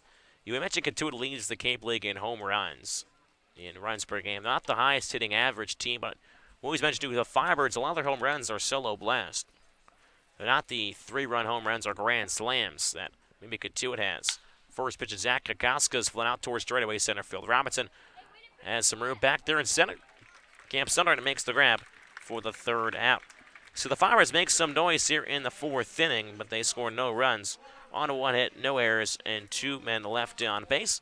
After 3.5, it's still a tie ball game here at Lowell Park at 1 between the Firebirds and the Kettleers. We'll take a look around the Cape here on the out-of-town scoreboard over in Falmouth, or excuse me, YD. Falmouth playing in YD, still not up at 0-0 in the bottom of the 5th inning. Over in Brewster, Gateman owning a 4-1 lead now over the Whitecaps in the top of the 3rd at Stony Brook Field. Over at Harwich, top of the 4th, Bourne 2, Harwich 0. And then over at Veterans Field in Chatham, it's the Harbor Hawks and the Anglers who face off at 7 o'clock. Jonathan Hughes and Luke Barnicki, the 3 of the 2 starters on the hill for each side. That's a cool little matchup right there. Battle of college teammates going at it. Pair of very talented arms out of the Georgia Tech bullpen. Now trying to maybe transition into the starting role. And you know who I'm pulling for in that game, Thomas. I will openly root The for Harbor team I'm cheering I for. know the Harbor Hawks. No, I'm cheering for fun. I would not give my opinion anywhere else. Well, we get to go back to McKean Park. On July 22nd, we'll head back to McKean Park to play that makeup game for the Harbor Hawks. So it's a tough game for you then, probably. Well, no, not really. I'd rather play it at Eldridge first off. Just love Eldridge Park. Nothing against McKeon at all. But no. So home half of the fourth inning from Lowell Park. It's still a 1-1 ball game here between the Kettleers and the Firebirds. First pitch to Mason McWhorter. Fastball from Austin Love paints the outside corner for strike one. McWhorter drove the lone run back in the first inning. Gonzalez started off the inning with a leadoff double, then a double followed up by McWhorter the 3-hole hitter. Fastball misses down in the zone, count a ball and a strike. Love loves to work quickly, the 1-1. Fastball just runs up and out of the zone, count 2 balls and a strike. Thomas, what I've realized when he's working out of the windup, nobody on, he works at a breakneck pace. When there's runners on, he slows down, takes his time, and really tries to paint everything. 2-1. Off speed. Dances in to the chest of David Avidia. Count 3 balls and a strike. And that might be his problem of where he runs into problems with control. 3-1 misses downstairs for ball 4, and that could be something that he might have picked up on Austin Love. It's almost one of those things you get a little too cute. You try and do a little too much, and in fact, it actually hurts you. Just try and maybe do a little too much on the hill. So leadoff walk issued to Mason McWhorter. Second walk issued by Love today. Now working on his 4th inning. Matt Mervis, the third baseman from the left side. First pitch swinging, skies one there down the left side. Heading towards the Katuitt bullpen and out of play. As Trani gave her a look down there in left field, but quickly turned back. Can tap or respond the 4th inning, 1-1 ball game, runner on first base, still nobody out. Matt Mervis taps home plate.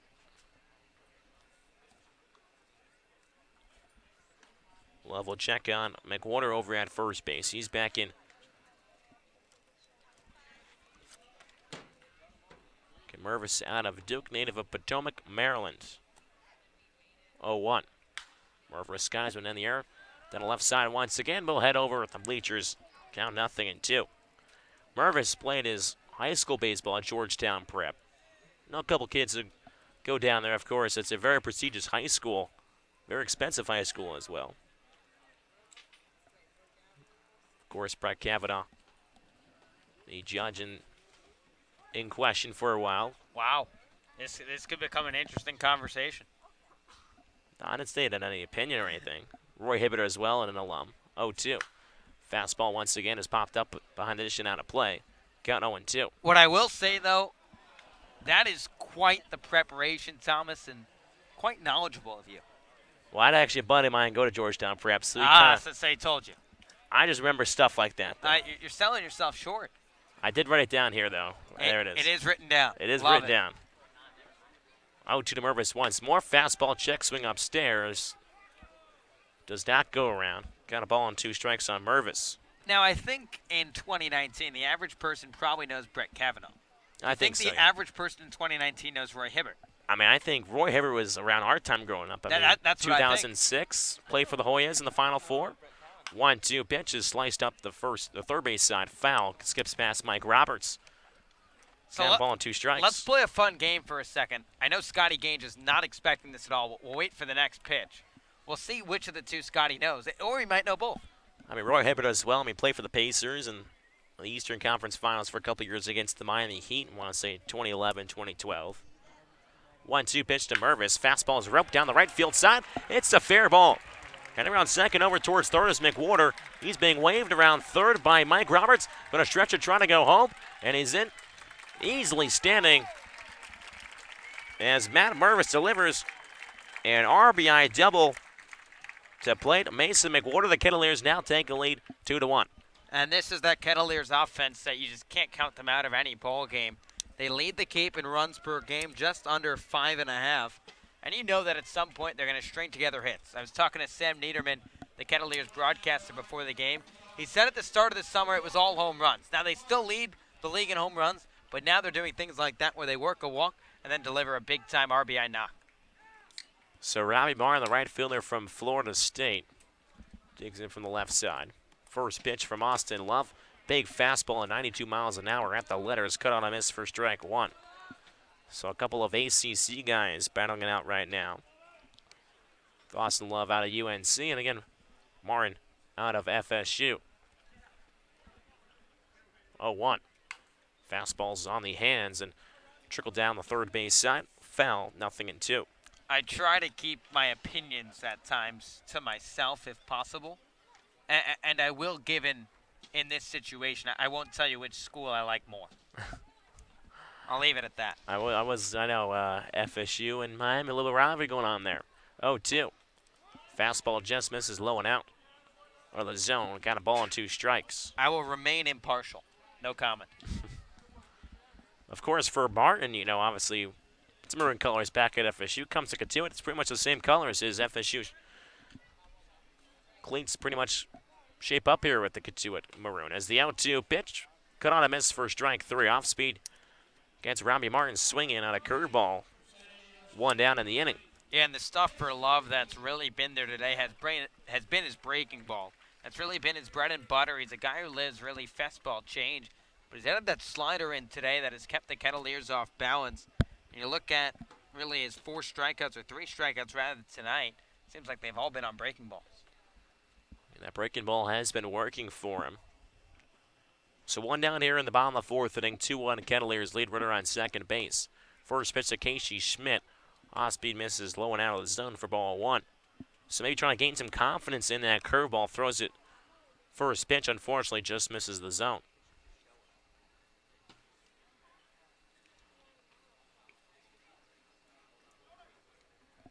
One out. Fastball comes inside and brushes Schmidt off the dish. Count 2-0. Again, Schmidt out of San Diego State. Another good basketball school. Now, sorry, Thomas. I was going to say back in the day. If I remember as well, this will be Austin Love's last inning. Kelly Nicholson said his last start that after last week he had 3 more 4-inning starts.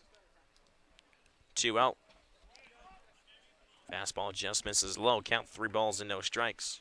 So, and the intent of that is to keep the innings limit in check, and that way Love maybe makes it an extra turn around the rotation and lasts a week longer in the summer. That's what it's all about, with his Cape League managers trying to maneuver around all his innings limits, pitches limits, and all that. So again, Mervis over at second base. He drove a McWhorter to put the Kettleers on top here in the bottom of the 4th inning. 2-1. 1 down in the inning. Love looks back over at second, kicks and fires a 3-out. Looks like a slider there, just misses low and out for ball 4. Schmidt works a 1-out walk. And now the Kettleers have 2 on the board with just 1 down. And we saw earlier this season with this innings limit, it actually just happened today officially that Owen Schartz got sent home due to an innings limit. And that looks like that might be it for Austin Love here today. He just did not have his command too much. You got to imagine his arm starting to tire out just a touch, and Kelly Nicholson's going to make the move to the pen. So Kelly Nicholson will go to the bullpen here at Lowell Park here in the bottom of the 4th inning. Katuitt 2, Firebirds run. 1, runners on first and second, just 1 out. We'll step aside.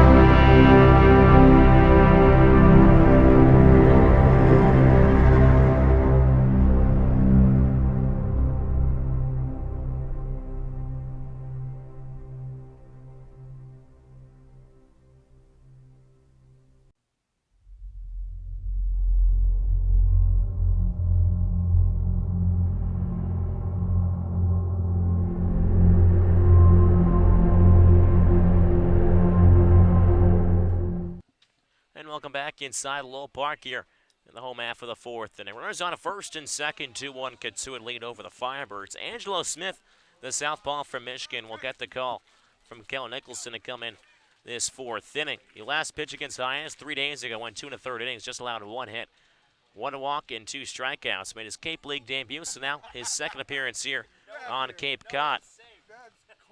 So he'll be asked to face Christian Robinson, the center fielder from Stanford. First pitch chopped right back up. The middle gets past the glove of the shortstop Wickham in the center field for a base hit. Coming around from third, throw over towards home, not in time. And it's coming around from second is Mervis, who comes in to score.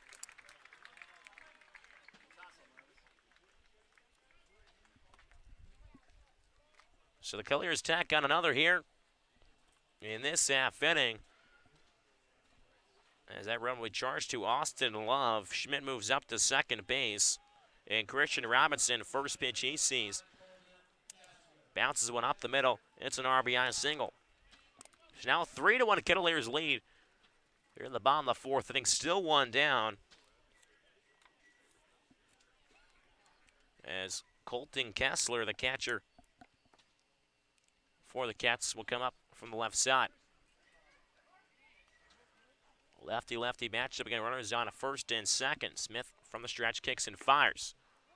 Big bender slider just misses outside for ball 1. Kessler so far grounded out back in the second in his first debut. Looking to make a big difference here.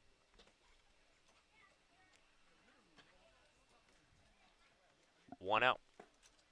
Fastball spotted on 91. This is low and out. Count 2-0. Thomas, I really like the move for Kelly Nicholson when he elected to make the change to go to a southpaw on the mound. 6 of the 9 hitters tonight for Kituitt left-handed, and now you really throw Mike Roberts' lineup for a tizzy. Might be seeing some more changes just like last night. It's a 2-out curveball outside edge. First strike one, the left-hander Kessler. Count 2 balls and a strike. It really sets up your lineup or your rotation well in the pitching in general when you can go attack a lineup like this after starting a right-hander. 2-1. Curveball just misses low and out of the zone once again. Count 3 balls and a strike. So the Cavaliers already with 2 runs across this half inning. They lead 3-1.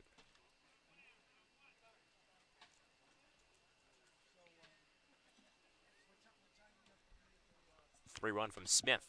Fastball up in the zone. Foul tipped in the mid of David Avita. Count runs full on 3 balls and 2 strikes.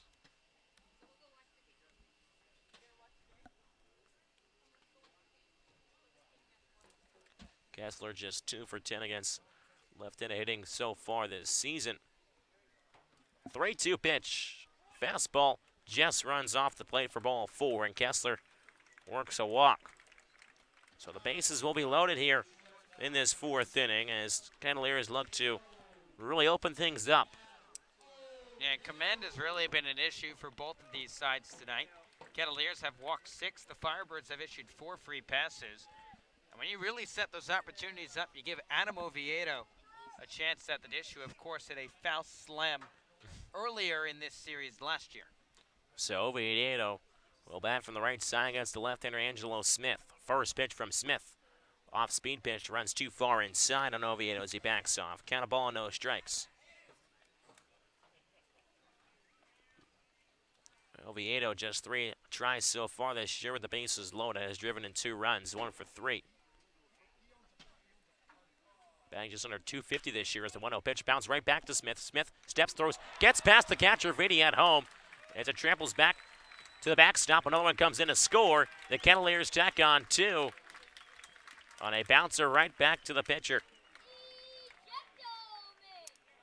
In that situation, that one stings a little more because he got the pitch he needed. Would have had a 1-2-3 inning-ending double play to keep the damage at just 2 in the inning. But sometimes it's those little plays that come back to haunt you that you can't make the routine play. And now the Cavaliers have broken this game open by 4 and looking for more with Nick Gonzalez coming up. You mentioned a Nick Gonzalez, top of the order, rolling back around for the Cavaliers here. It's a 5-1 lead here in the bottom of the 4th inning. Still 1 out with runners on the corners.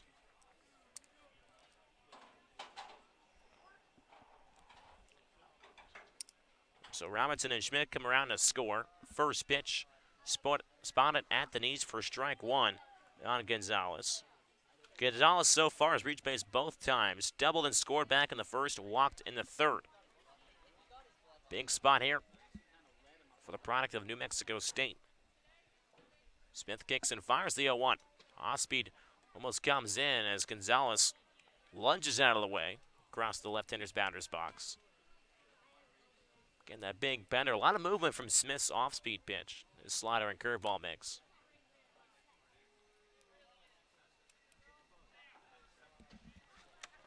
Smith comes set from the chest. Looks over at first, kicks and fires. The 1-1 just misses the outside edge. Count heads to 2 balls and a strike. So Colton Kessler, the catcher, over at third base. Oviedo over at first. One down here in the bottom of the fourth inning. Get 2 at 5, Firebirds 1. A 2-1 pitch. Fastballs hit high in the air down the right side of the infield. First baseman Gill gives chase, but runs out of room, out of play. So count remain 2 balls and 2 strikes on the second baseman for the Kettleers. He has some speed as well, so it's going to be a quick turn up the middle. He taps home plate once. Holds his hands just above his shoulders. 2-2 pitch. Once again, misses over the first base side. We'll do it again.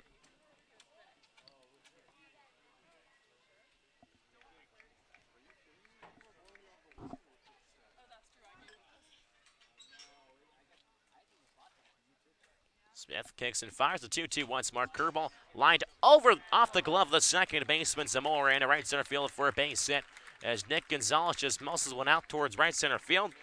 And Kessler comes from third to score. Kettler's tacking another. It's now 6-1. Just another ball that just finds a way in the outfield. Grabs for Nick Gonzalez. That is how his Cape League summer has gone as he drives in another run. Oviedo over at second base now. So runners on first and second for the Kettleers. Still 1 out. Left-hander Patrick Shavers from the left side takes a first pitch fastball for ball 1. So now the Kettleers have batted through this lineup. McWhorter started this inning with the walk is on deck. 1-0 bounces and blocked by the catcher Avidia in the dirt. Count 2-0.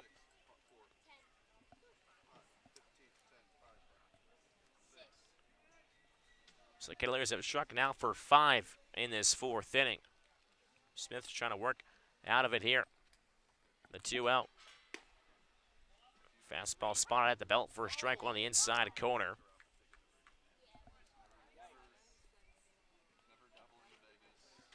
Count 2 balls and 1 strike on Chambers, left fielder from Coastal Carolina. 12 runs driven in so far this year, batting .268 as the 2-1 runs low and out for ball 3. Chambers searching for his first base hit, flew out in the first and grounded into an inning-ending double play back in the third. The 3-run from Smith. Fastball up and inside, ducks out of the way.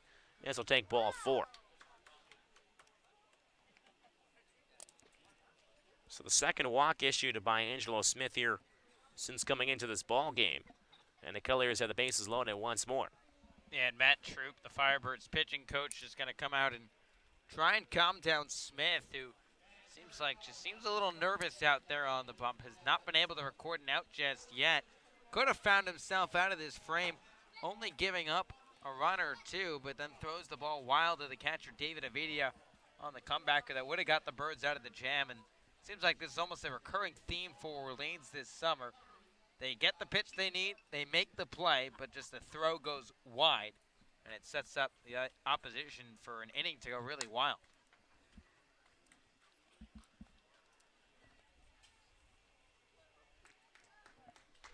So Matt Trooper runs back towards the first base dugout. Again, just the small plays for the Firebirds this year. Just at times, just run a little bit wild. So Mason McWhorter, left-hander from the left side, out of Georgia Southern. First pitch for Angelo Smith. Curveball catches the outside corner. First strike one. So McWhorter coming up now in this half inning. The Kettleers have now batted around. 0-1 from Smith. Off speed in the dirt. Blocked by the catcher Avina as he goes down to 2 knees. Count a ball and a strike.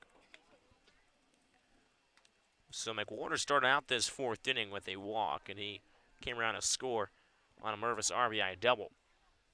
The 1-1. Fastball check, swing, just misses. Pitch low. Smith really wanted that one, you can tell.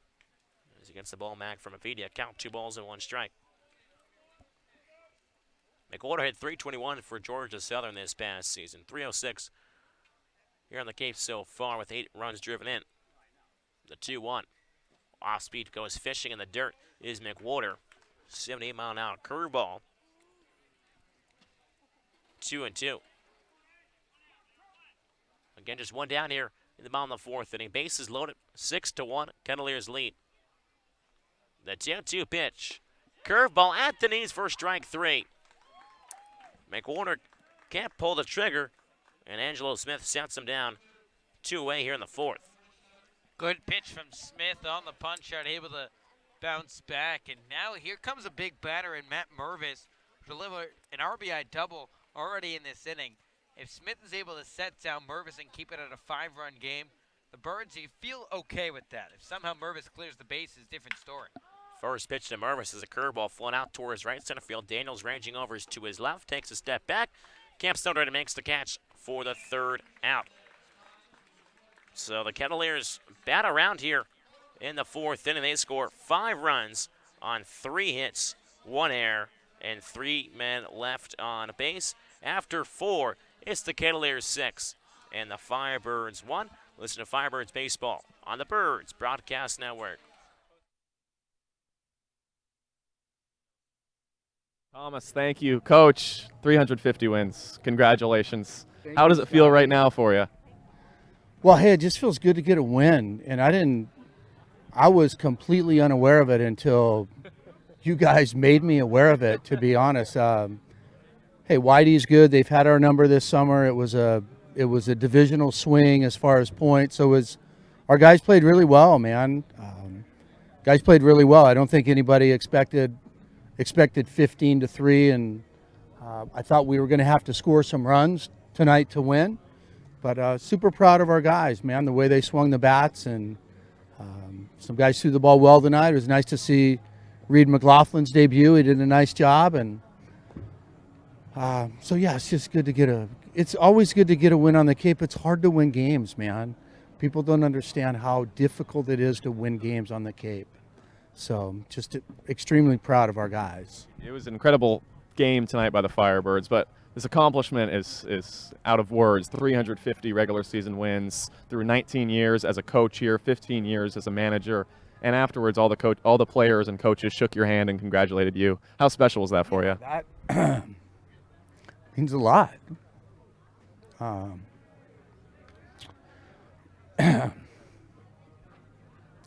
It just means I've been here a long time, you know. Like I told Pick after the game, I said, well, I got about 150, 160 to catch you, you know. Lowell block here, top of the 5th inning.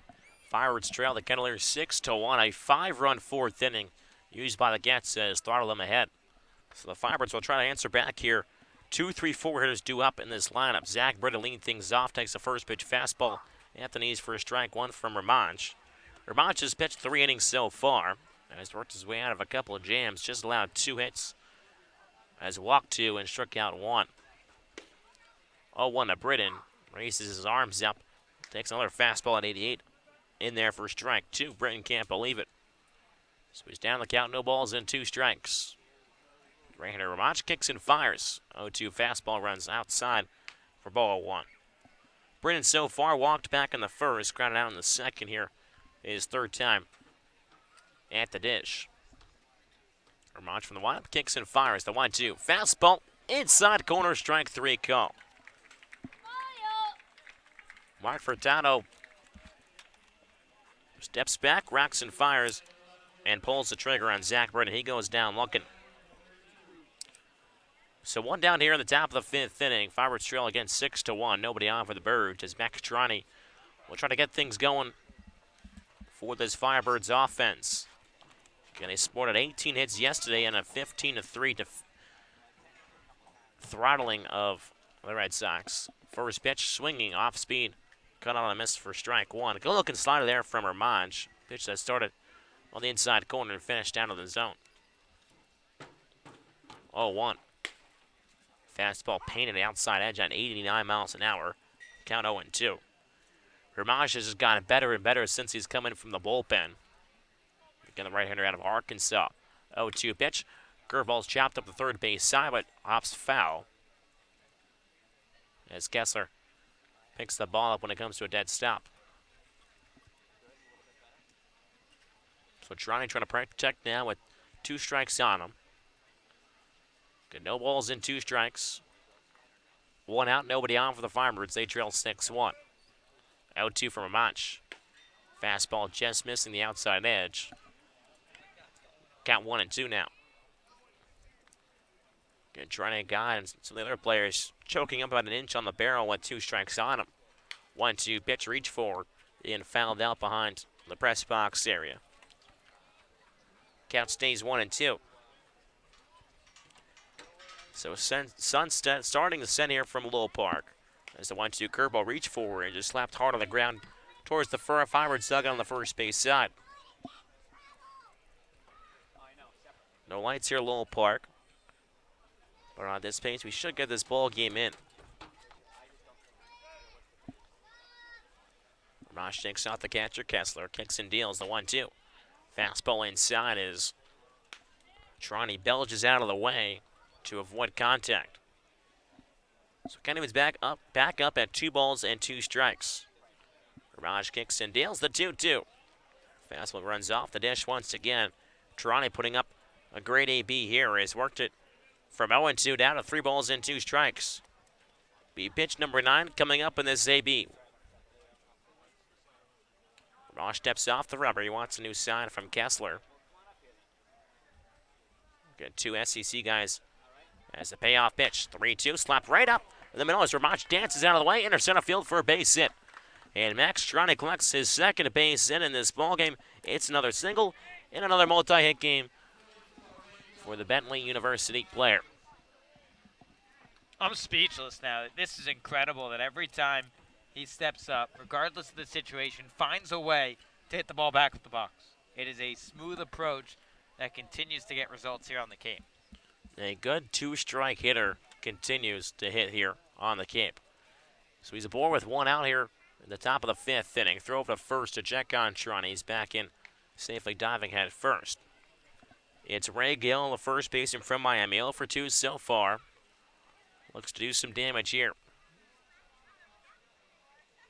First pitch, skied up on the right side of the infield. Gonzalez giving the chase out towards the outfield grass, heading towards the foul line. Right fielder coming in. In Martin, it makes the grab just in fair territory for the second out. Batting the Sun out there in shallow right center field as the Sun is setting in from the third base side. So with 2 down here in the top of the 5th inning, Trani still over at first base. Firebirds trail 6-1. And McCabe, the shortstop from Georgetown, holds his bat from the right side. First pitch from Ramaj is sliced out towards right center field. Martin coming in on the run and makes the grab for the 3rd out. So a couple nice defensive plays in the field. Ramaj uses a punch out in this half inning as well. Firebirds cannot scratch across the run. They got no runs on to 1 hit, no errors, and 1 man left on base after 4.5. It's the Kettleers 6, the Firebirds 1. As we'll take a look around at the standings here on the Cape.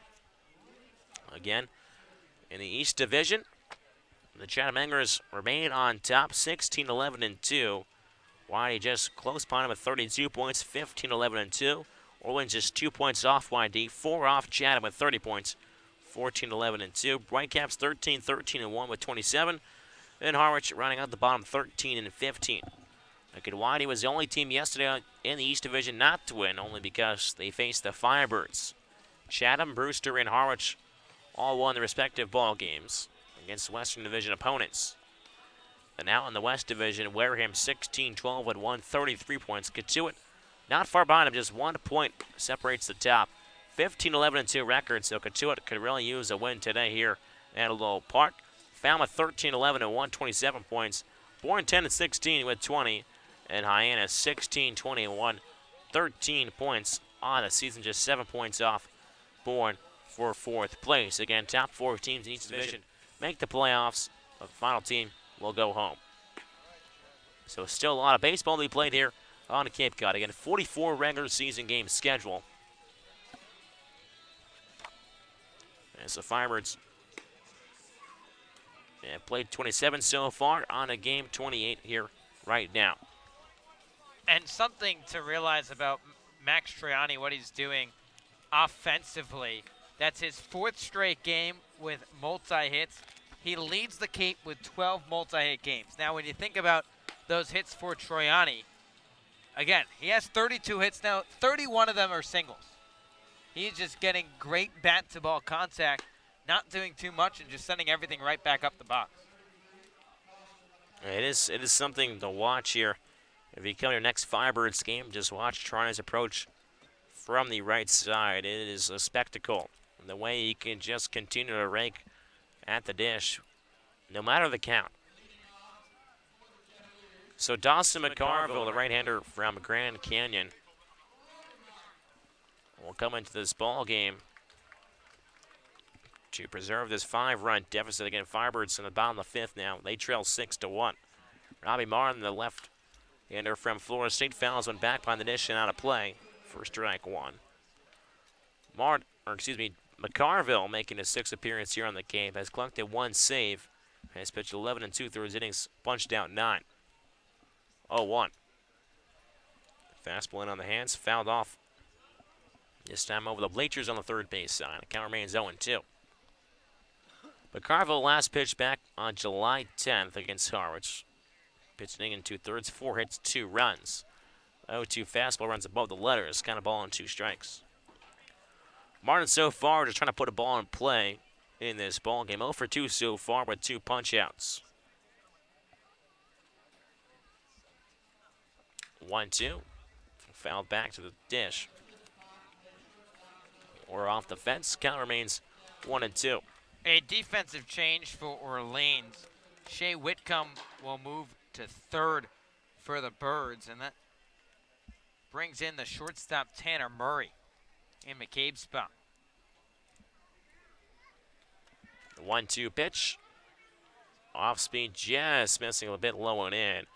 Mark Furtado, the home plate umpire, took a little extra long to make the call.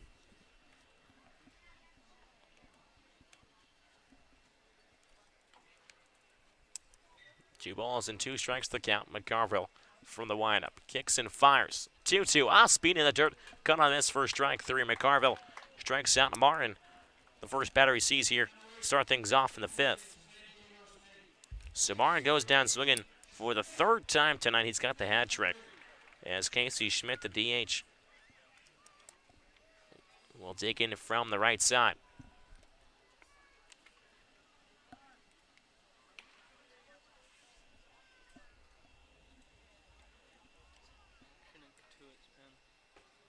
First pitch from McCarville, 2-seam fastball that zooms on the outside corner for strike 1.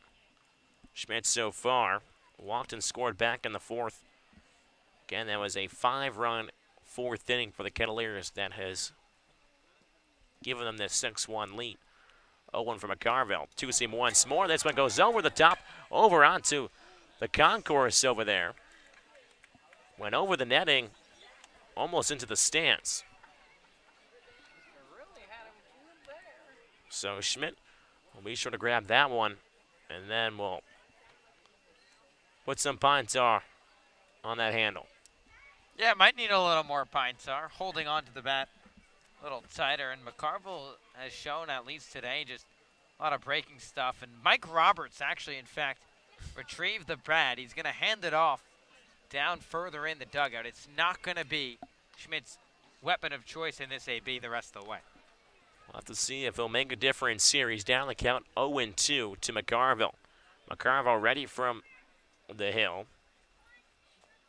As the 0-2 pitch. Fastball misses low and out for ball one. Got a ball and 2 strikes. Close quarters here at Lowell Park as that one hit off the top of the netting and found its way over towards the snack shack. The 1-2 pitch. Fastball is popped up on the right side of the infield and towards foul ground as Ray Gill calls it going down. And he'll make the catch for the second out. Couple good teammates down there yelling him he's got room as he trying to feel for the fence. So 2 up, 2 down so far here in the 5th as McCarville looks to work a scoreless 5th inning. Christian Robinson, the center fielder from Stanford, will dig it from the left side. 6'3", 210 sophomore from Orlando, Florida. First pitch from McCarville. Off speed, misses around the ankles for ball 1. Robinson singled home a run back in the 4th. The 1-0. Fastball is popped up to shallow right center field. Daniels and Kokoska meeting out there as Daniels move over towards right center. He'll make the catch for the 3rd out. 3 up, 3 down here in the 5th inning. A scoreless inning work by Dawson McCarville. After 5, it's the Kettleers 6 and the Firebirds 1. And we're going to send it to our side reporter, Scotty Ainge, about bird bites. Scotty, enlighten us. Well, you said bird bites. For a second, there's some bug bites out here, man. I'm getting eaten alive in Katuitt. Come on now. I got to go get my bug spray. But, yeah, bird bites. Max Troiani and I shared what was it? It was a double avocado burger at the Knack the other day, and it was fantastic.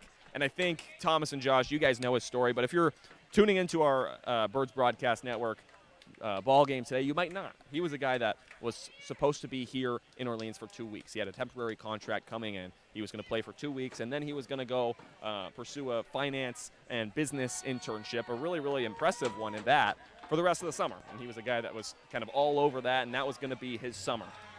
2 weeks go by. Max Troiani is crushing it. He leads the Cape League in batting average. He's having an absolute blast doing his dream and his love and his passion in playing baseball.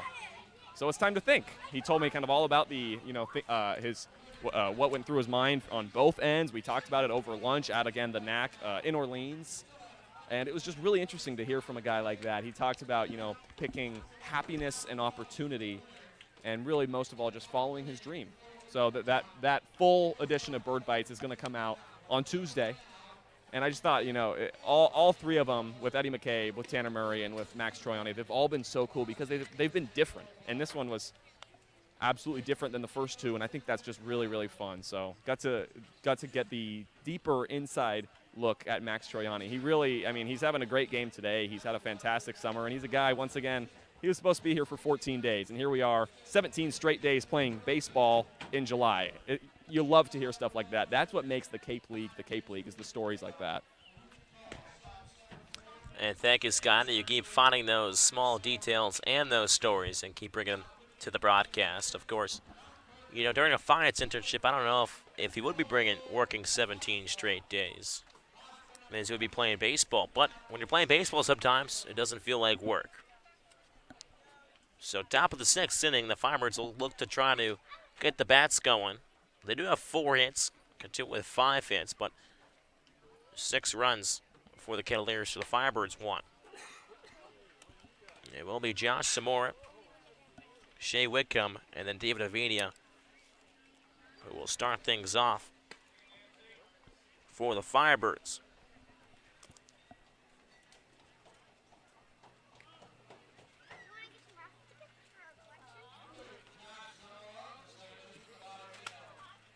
So Zamora makes a long track around from the first base dugout to the right-hander's batter's box.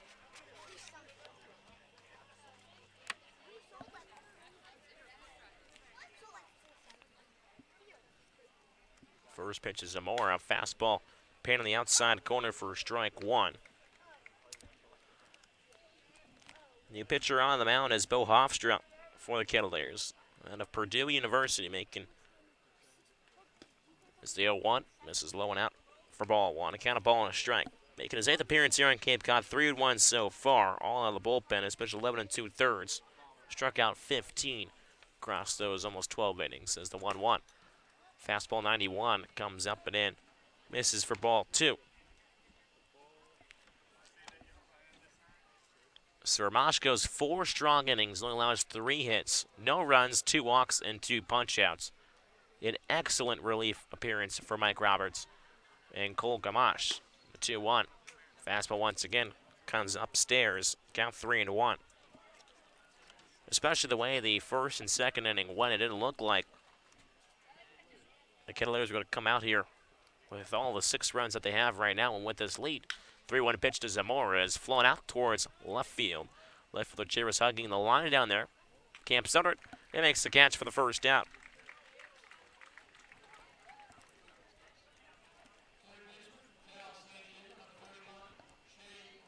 So with 1 out here at the top of the 6th inning, nobody aboard for the Firebirds. It's now Shea Whitcomb.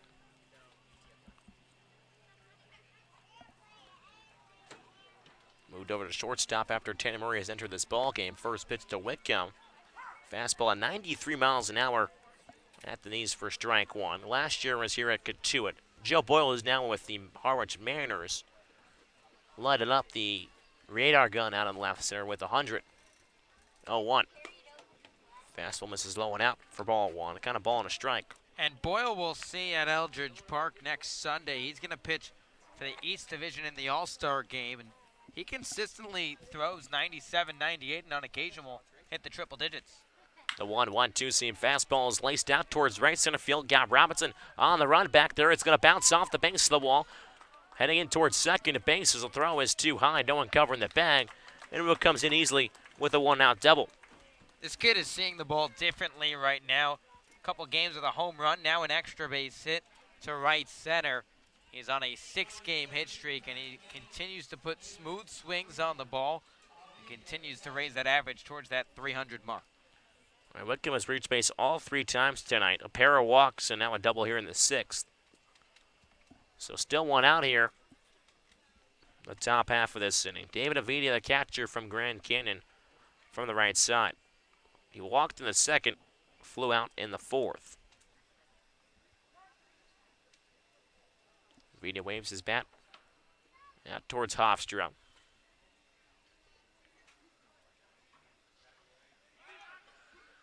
Set up play to pick off. Whitcomb over at 2nd. That's about the 5th or 6th time that Whitcomb has had to dive in over at a base, whether 1st or 2nd tonight. Cavaliers pitchers really keeping an eye on Whitcomb on the base paths. As Hofstra will step off and wipe off the white rubber.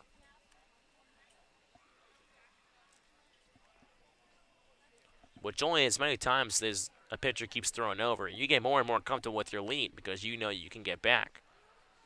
First pitch in the dirt, off speed, held at the dish by Kessler as Avidia flashes up the stop sign to Whitcomb over at 2nd.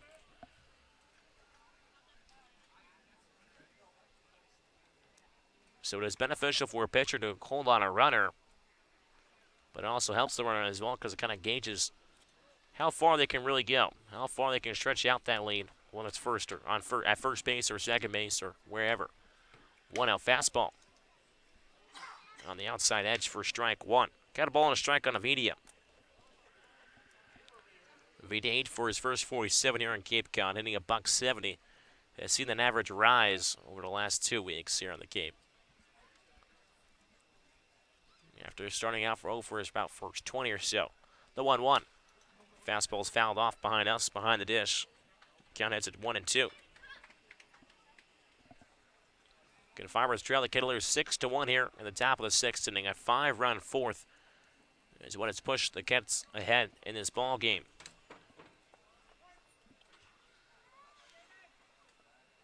Hoff looks to put away Avidia here. As Whitcomb wipes the bugs away from his face over at second base. The 1-2. Fastball runs well off the dish to Avidia. Count 2 balls and 2 strikes.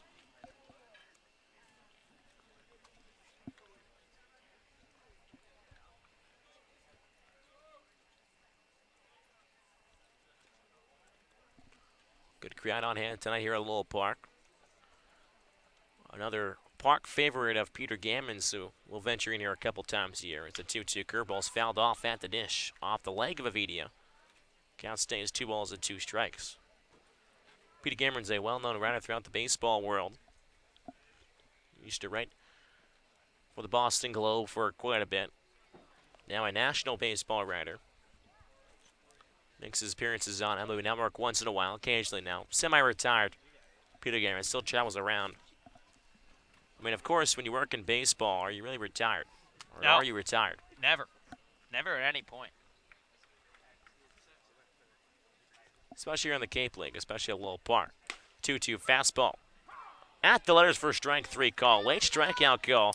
Avita doesn't like it, and neither does the first base dugout for the Firebirds as Avita goes down looking for the second out. Got to give credit to Colton Kessler on that strikeout. That fastball looked like it might have been just a touch high, but Kessler pulled it down. Enough in the strike zone for Mark Furtado to punch out Avidia. And Avidia knows he can't argue the call. He just wants to get it the other way for his pitcher on the bump.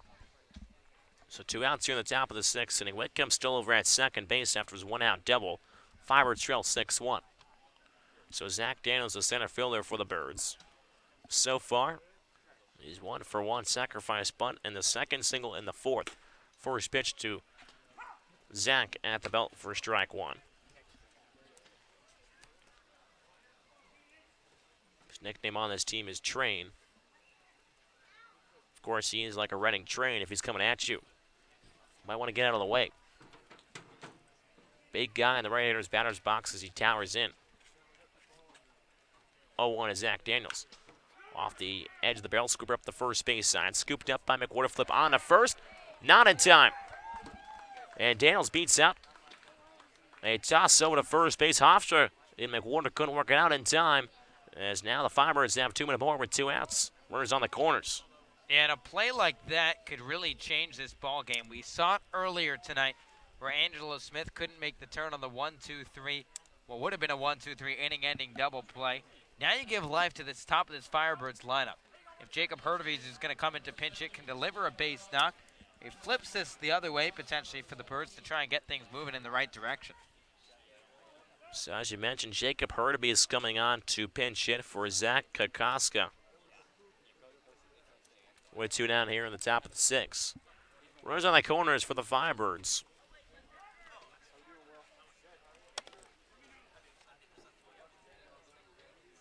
Hurtubise hitting .217 for the Firebirds. Check on over at Daniels at first base. He's back in, safely diving in head first. Hurtubise last played against Hyannis a few nights ago, back on July 11th. Was 0 for 4. He's had a couple of off days to recuperate. First pitch to Hurtubise. Fastball at the belt for strike 1. Hurtubise has collected hits in 4 of his first games here in the Firebird uniform. Had that 4 stolen base game against the Harbor, or a few games before that, as the 0-1 pitch off the edge of the barrel, out towards the hole, towards the shortstop in Oviedo, and he'll have to eat it. The speed of Hurtubise providing some problems for the Kettleers here at Lowell Park. It was a soft hit ball in towards the hole. What a tough play for Andy shortstop to make. And now the Firebirds have bases loaded with 2 down, or excuse me, runners on first and second with 2 down. As Whitcomb came in to score. So it's now a 6-2 ball game, and the Firebirds are now out hitting the Kettlers 7-5. As a pickoff move towards Daniels at second base, spin and turn by Hofstra, but Daniels dives back in.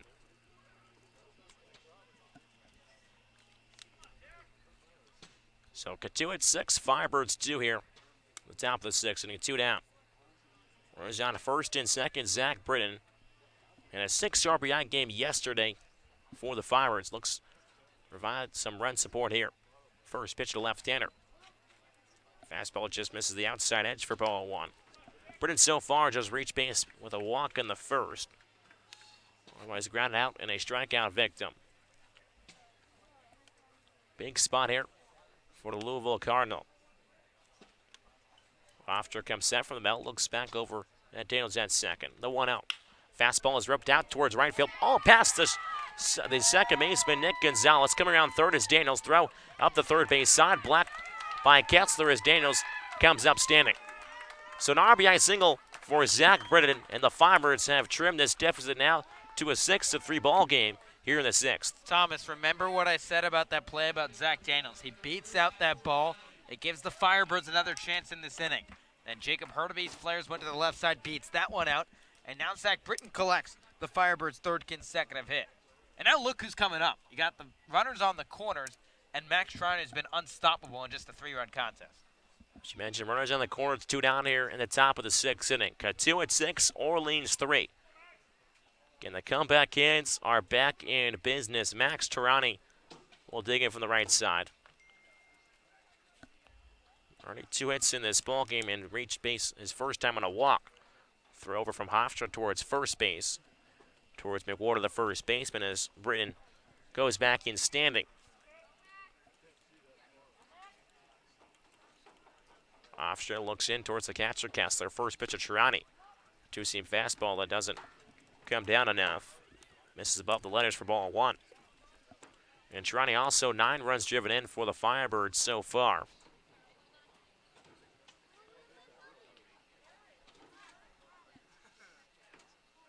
Looks to tack on that total here with Hurtaby's over at third, Britton over at first. 1-0 coming.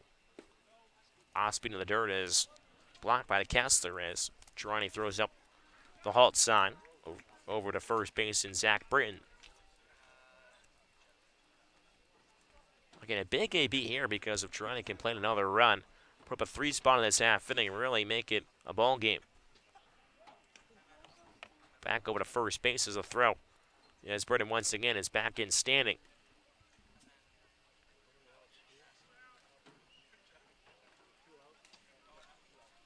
Tarani guy as well. The hit's better with runners in scoring position as a 2-0 fastball runs off the dish. Count 3-0. As leadoff hitter in an inning, Tarani only bats .267 and 15 ABs. When there's running in scoring position and 25 ABs so far, he's batting .400. And has driven in all 9 runs. So he gets better with more men on. The 3-0 to Tarani. Fastball misses low and outside for ball 4 as he tosses the bat towards the first base dugout. And now the bases are juiced for Ray Gill, the go-ahead run in this ball game. And you now have the tying run on base. And again, this game has been decided by very small plays. Firebirds couldn't handle a comebacker to the mound. That turned into another 4 runs in the inning for the Cotuit Cavaliers. And now an infield single off the bat of Zach Daniels that he just beat out down the first base line has contributed to 2 more runs in this inning and a chance for more. So Ray Gill, the first baseman, has been quiet so far. It's been a number of small plays, as you mentioned, Josh, that have really led to what the score really is. Again, the Firebirds out-hitting the Kettlers 8-5, but just the 1 error proving costly to the Firebirds here as the Kettlers lead 6-3. Meeting on the mound as Kessler starts, and now Mike Roberts will take a walk out. As the right-hander for the Kettlers warms up in that bullpen. As looks like Mike Roberts will go towards the bullpen. Taking a long walk out there, which maybe trying to kill some time.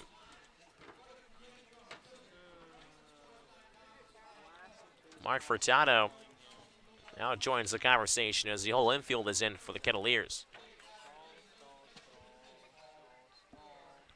No signal yet from Mike Roberts. So far, it looks like he'll stick, and now he'll go to the bullpen after a lengthy conversation. So the Kettleers will call out the right-hander from the pen here with the bases loaded with 2 down here in the top of the 6th inning. Cotuit 6, Firebirds 3. We'll step aside and listen to Firebirds baseball on the Birds Broadcast Network.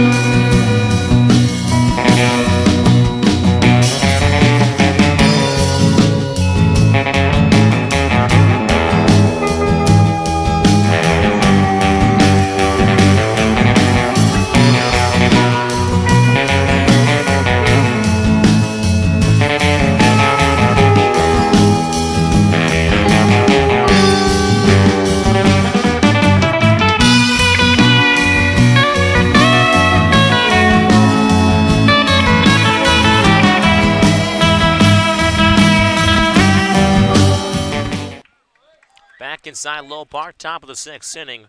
Cotuit 6, Firebirds 3. Bases are loaded again with 2 outs. As Cal Nicholas, the new pitcher from Ball State University, is called upon here by Mike Roberts, making his 9th appearance.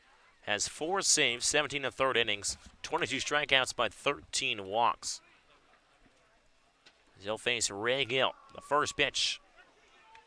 As Gill swings through a pitch in the dirt for strike 1.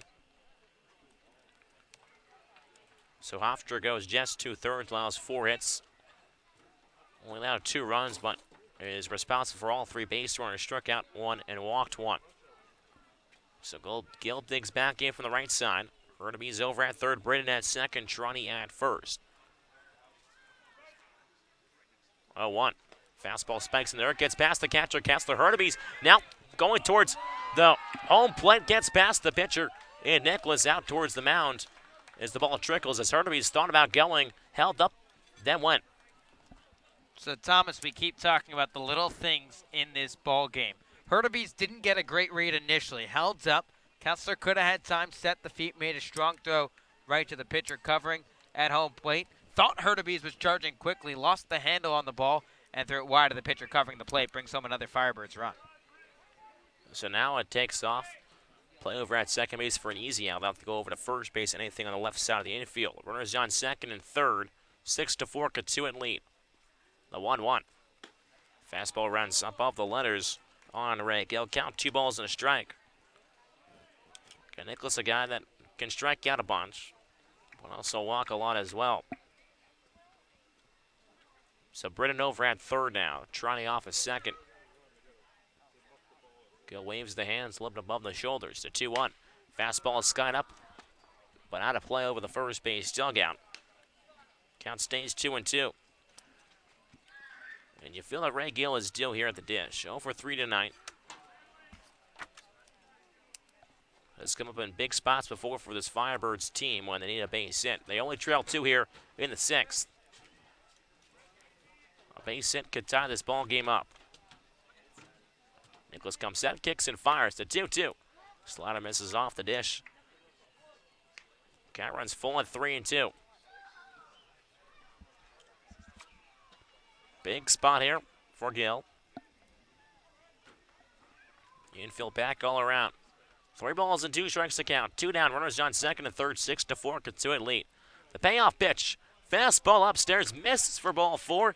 Gill tosses the barrel, and the bases are loaded once again here in the 6th. And as good as Nicholas's stuff has been this summer, he has a tendency to be wild. 22 Ks in 17 1/3, but now 14 walks. And there's a free pass for the Birds to give Tanner Murray a shot for the first time tonight. He'll be the 9th batter this inning for Orleans, who've already plated 3 runs in the frame. Yeah, Tanner Murray, who pinch hit, or came as a defensive sub for Aiden McCabe last inning. As Rob Emery takes some hacks on deck. As he'll be pinching for Josh Zamora, looks like. First pitch from Tanner Murray. Through the right hole, on the right side of the infield, in the right field for a base hit. Waving around third is Trani, throw down towards home. Bobbled, it's not in time as Trani dives in safely. And we are tied in Cotuit at 6. The Firebirds have come all the way back from 6-1. Fired back now with 5 runs here in the 6th. And it's an RBI single off the bat of Tanner Murray.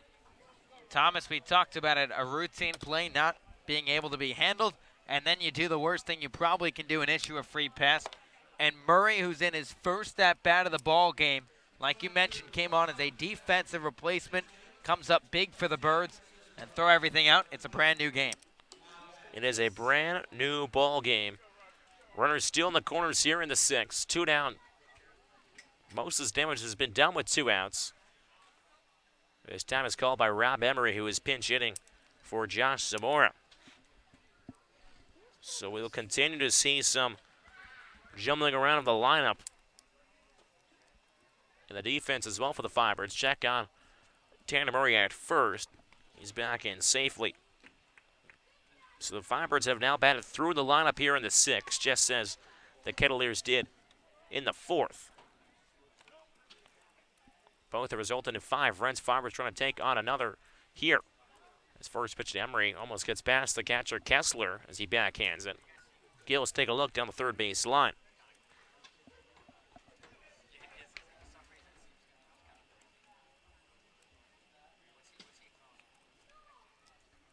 So Nicholas has come into this ball game for Hofstra. All those runs will be tagged to Hofstra. Whoever he's responsible for, Gill now over at third. The 1-0 to the catcher Emery. Fastball runs over the head of him. Count 2 balls and no strikes. A fastball clocked at 96 miles an hour from Cal Nicholas.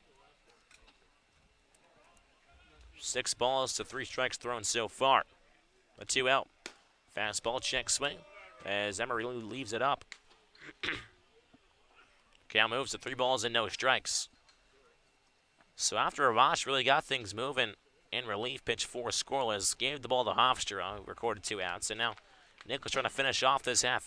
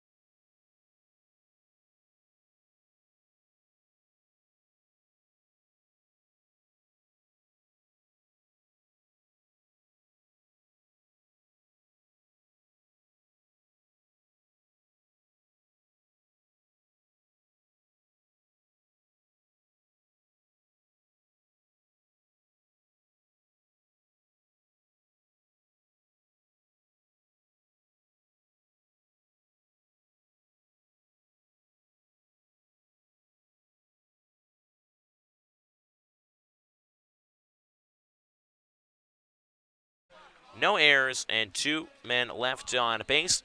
We're through 5.5 here at Lowell Park. It's a tie ball game at 6. We'll step aside. Listen to Firebirds baseball on the Birds Broadcast Network.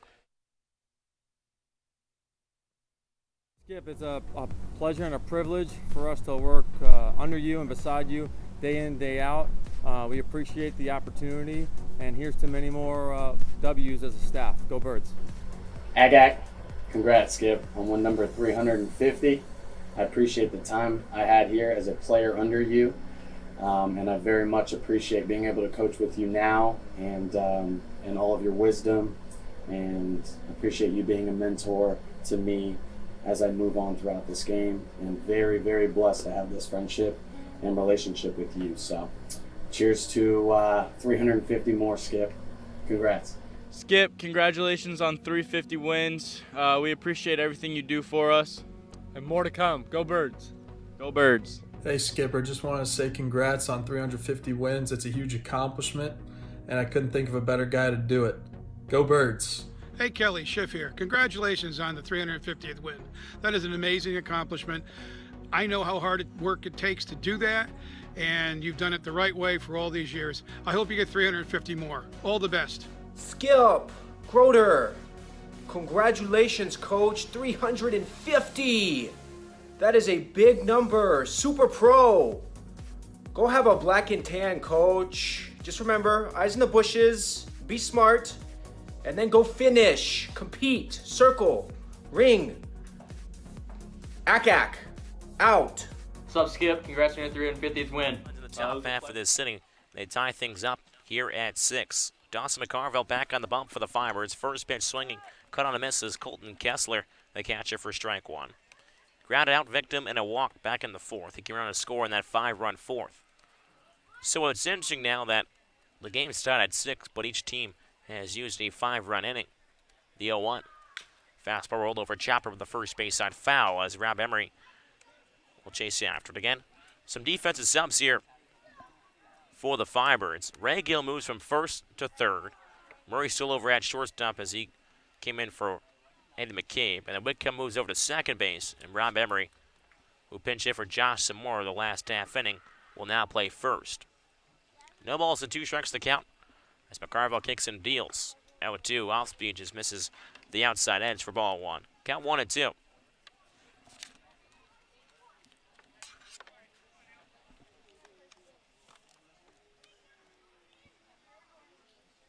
McCarville. The 1-2. Two-seam fastball just misses above the letters. Count 2 balls and 2 strikes. 7:16 Eastern time here at Lowell Park. I have to think we only have about 45 minutes of daylight and still over 3 innings to be played. The 2-2. Well, fastball just misses low and out. Count runs full at 3-2. Daylight will obviously become a factor later in this ball game. And something else I want to take note of, Thomas, Shea Whitcomb is playing his 3rd different position tonight. Something else you don't see very often. The payoff pitch. Fastball rolled over towards the second baseman. Shea Whitcomb corrals it. Sidearm throw over to first base is in time. And Kessler is retired for out number 1. It's funny how the game of baseball works. Whitcomb moves over to his 3rd, spotted on the first batter. It finds him and makes a smooth, sound defensive play. See, now it would have been cool because I don't think he recorded out over at 3rd, but it would have been cool if he recorded out at shortstop, 3rd, and 2nd all in one ball game. But he has played all 3 positions, but just as a put out at 2. So one down here in the bottom of the 6th inning, first pitch, fastball at the knees for strike 1 on Adam Oviedo, the shortstop for the Kettleers. Again, played for the Cats last summer. Now in year 2 for Mike Roberts. The 0-1 for McCarville. Slider dips in the dirt, blocked by the catcher, Vidia. Kind of ball and a strike. Oviedo.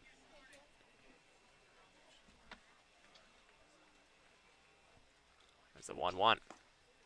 Pitch in the dirt, corralled once again by Vidia. Count heads to 2 balls and 1 strike. Just hit a $197 for the Kettleers last year in 71 ABs. Did have 3 home runs and 12 runs driven in. The 2-1 pitch. Off speed once again, or fastball, in the dirt. Count heads to 3 balls and 1 strike. Get one down here in the bottom of the 6th inning. 6-6 ball game from Lowell Park. Nobody boy for the Kettleers. McCarville looks in, fires the 3-1. Fastball misses inside as Oviedo drops the shin guard. And now will jog down towards first base. A 1-out walk issued from McCarville. So now the top of the order rolls back around with Oviedo over at first. Nick Gonzalez, probably one of the most dangerous hitters here in the Cape this summer. 2 for 2 so far. A double, a single, and a walk. So again, a guy that hasn't just been hard to keep off base so far. McCarville from the stretch, the first pitch, fastball. Wave and a miss for a strike on our changeup there for McCarville.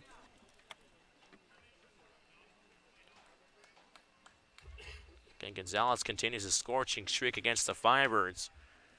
Now 8 for 11 against the Firebirds, and now his 3rd game.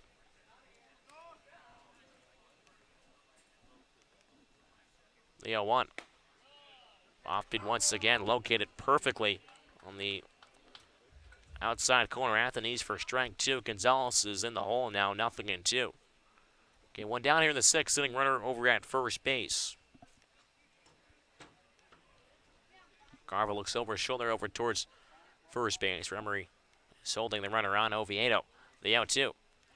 Fastball bends in too far in the inside corner as Gonzalez, the right-hander, belges out of the way. Got a ball and 2 strikes as Gonzalez departs the right-hander's batter's box. He'll think things over. McCarville glances in the 1-2. Fastball chopped up the third base side, foul as Mike Roberts makes a play on it at the third base coach's box. Ray Gill is ready to take action on that ball as well.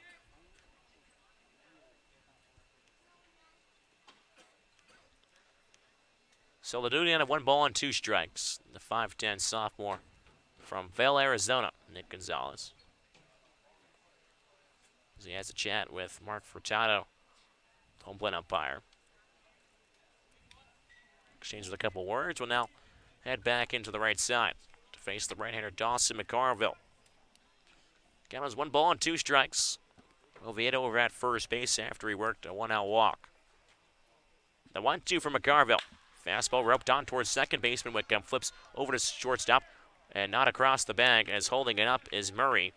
Again, Gonzalez with a lot of speed down the first base side. Murray decides to hold it up, but they do get Oviedo, lead runner at second. Yeah, and that ball was hit hard right at Whitcomb. had the speed of a ball that could be turned for two, but Murray elected not to fire it with the speedy Gonzalez busting down the line. Might have had a play at first.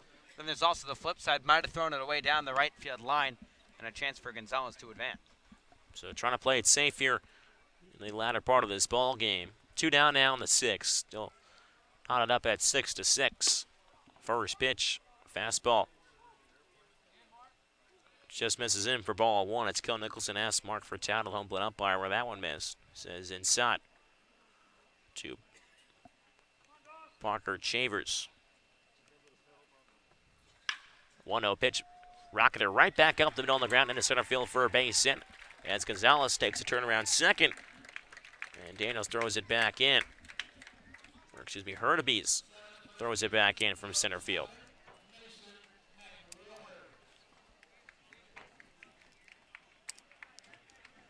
So Chambers falls up with a single, and now 2-man aboard with 2 down for the Cats. It's now Mason McWarden, the first baseman, who drove in the first run for the Killers back in the first. It was an RBI double. That's played at Nick Gonzalez as Kel Nicholson will take a slow walk out towards the hill. Mark Furtado will join him out there.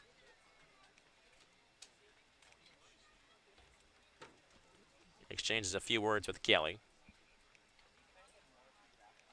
Having a couple laughs out there on the hill as the whole infield comes in on the rubber.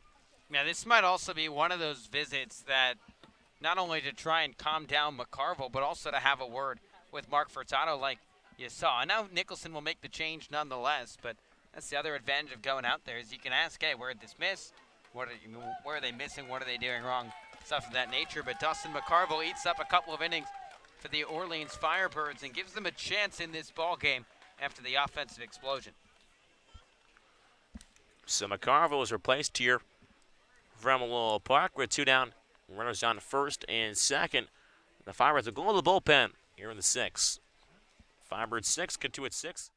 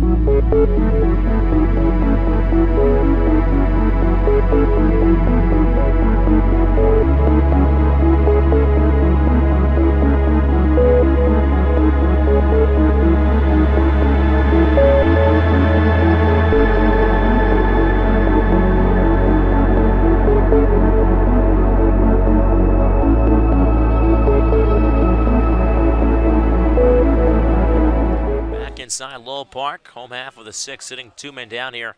Runners on first and second. Isaac Escada, the southpaw from USC, gets the call from Kelly Nicholson. 1-1 on the year, a .50 making his 5th appearance with 1 save. Has pitched 12 innings, struck out 13, has walked just 1 batter. Last pitch back on July 9th against Brewster. Went 6 strong innings, allowed just 3 hits and 8 punch-outs out of the bullpen. He's having a lot of rest on the mound as he faces the left-hander Mason McWhorter. Lefty-lefty matchup. Esqueda kicks and fires. First pitch, McWhorter flies it out towards straightaway center. Hurtubise moves over to his left, camps under it, and makes the catch. That's one way to make it. So, Esqueda comes in, throws 1 pitch, gets the out and eats. As the Kettleers strike in this inning, but they leave a couple on. No runs on 1 hit, no errors, and 2 men left on base. We're through 6 here at Lowell Park. It's still not up at 6-6. As we're going to send over to our southern reporter, Scotty Gaines. Scotty, what do you have for us? Thomas, you're going to come and meet me here. I'm 50 feet behind you at the cornhole setup. I've got 3 bags for you. Take the headset off. Come on now. We don't have much time. And as you guys don't have much time, Kelly Nicholson and Mike Roberts getting together with Mike Furtado to talk about what might go down over the next 30 minutes. And Kelly, as usual, cracking some jokes. So I actually, no, Thomas, you stay on the same side. You ever played this game? Come on now. I told Kelly, I said, hey, by the way, we're going to play cornhole. Can you go meet with the umpire? He said, yeah, I got you, Scotty. All right, Thomas, you have do you call it bags or cornhole? I call it cornhole. All right, good. That's the right way to call it. Thomas is gray. You go first. Terrible shot, as always. Okay, he hit it, so that's 1 point for Thomas. Bang, that's in. Are you kidding me? In the little circle thing. 3-1, Scottman. Let's go. Come on, baby. A miss by Thomas. Scotty likes to talk a lot of trash, is what we found out tonight, I love folks. to talk trash. I'm the laser tag champion. Oh my god! I was practicing. I almost got it in the hole. How did mini golf go, Thomas? How did Thomas had 1 point. I have 4 points, and it's still shot. Scotty probably won it for 20 minutes before this. This is my final shot. It's just my victory toss. It's over. 4-1, Scott, man. Thomas, laser tag, and now this. Come on, dude. Meet me on a golf course. We'll see what happens. We played on a mini golf course. We know how that went down. The golf I scored the most points in mini golf. You did score the most points, the only sport you want to have the fewest strokes in. And Thomas, the golfing expert, finished in 2nd. We know who won that day. We'll leave that person nameless. But top of the 7th we go at Lowell Park. Firebirds and Kettleers squared at 6. And now the second baseman, Shea Whitcomb, will dig in for the 4th time tonight. Whitcomb started this ball game off as the shortstop, shifted to 3rd, now moved to the right side of the infield. First pitch from the right-hander, fastball on the outside corner for strike 1.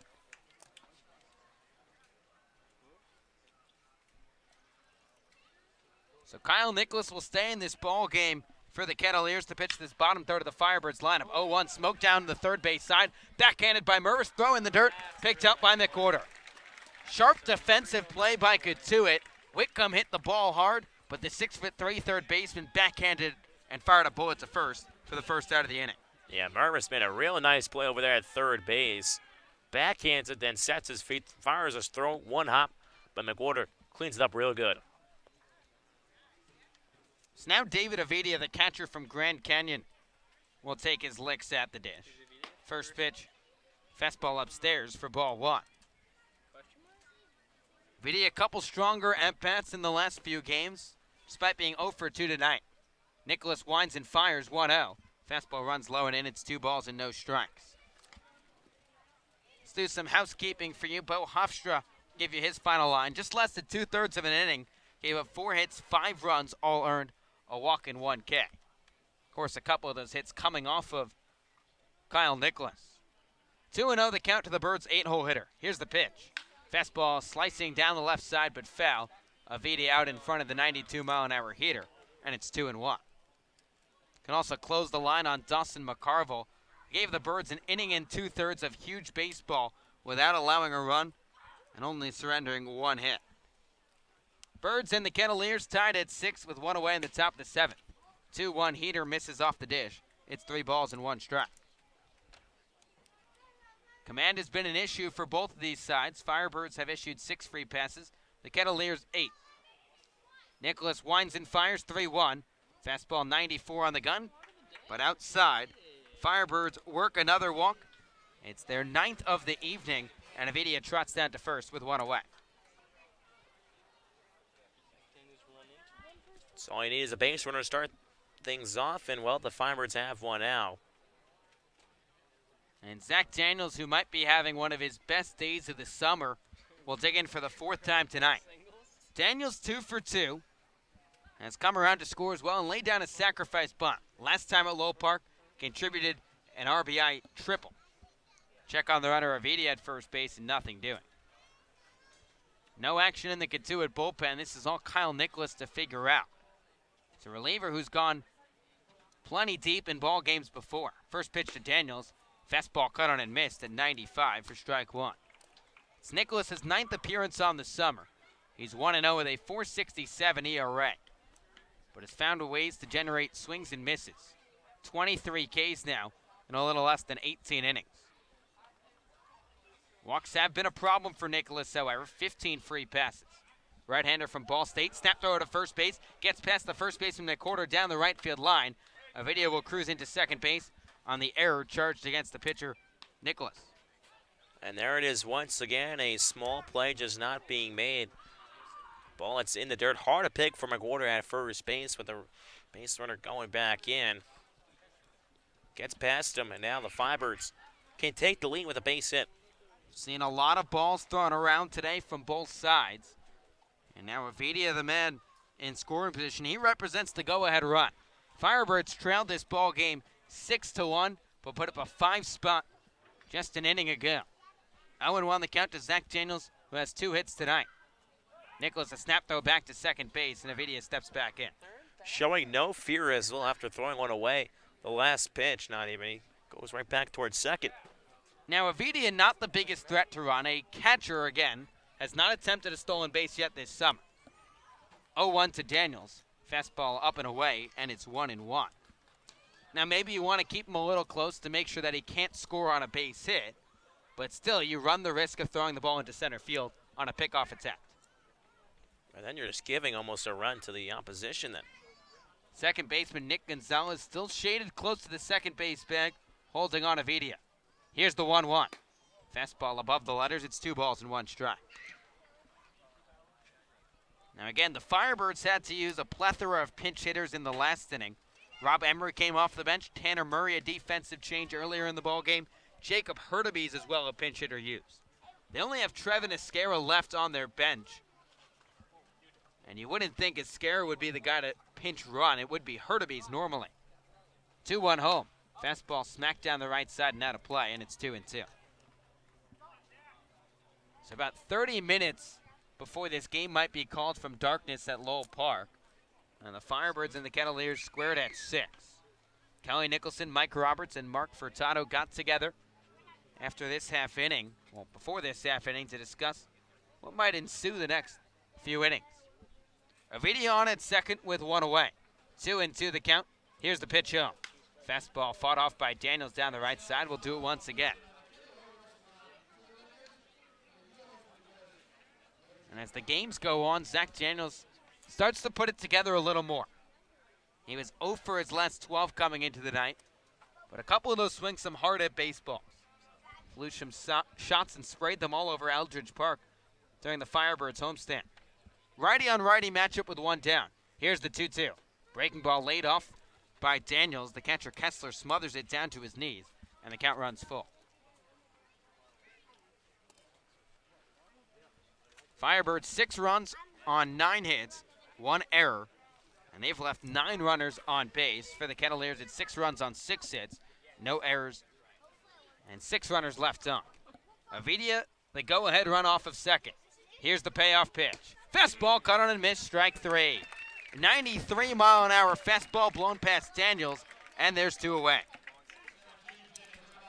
Well, fastball up on the zone, gets Daniels swinging, and had some velo on that as well. Pitch at 93, feels like more like 95, 96 when up in the zone. Some late life as well from the right arm of Nicholas. And now Jacob Hurtubise is the batter. He delivered an RBI single his last time up. That's part of a 5-run frame for the Birds. First pitch home. Fastball runs low and in for ball 1. Firebirds jumped out to a 1-0 lead in the top of the first thanks to an RBI-based knock. And the Cavaliers responded with an RBI double just on the third hitter in the home half of the first. And Katuitt scored 5 unanswered, then the Birds responded with 5. 1-0 fastball smacked back to the screen, and it's 1-1.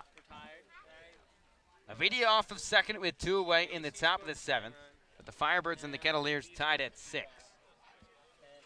Kyle Nicholas now an inning deep into his 9th appearance of the summer. 29 pitches, 14 strikes, 15 balls. Hurtaby's back in from the left side. Here's the 1-1. Fastball runs in on the hands, paints the inside corner, and it's 1-2.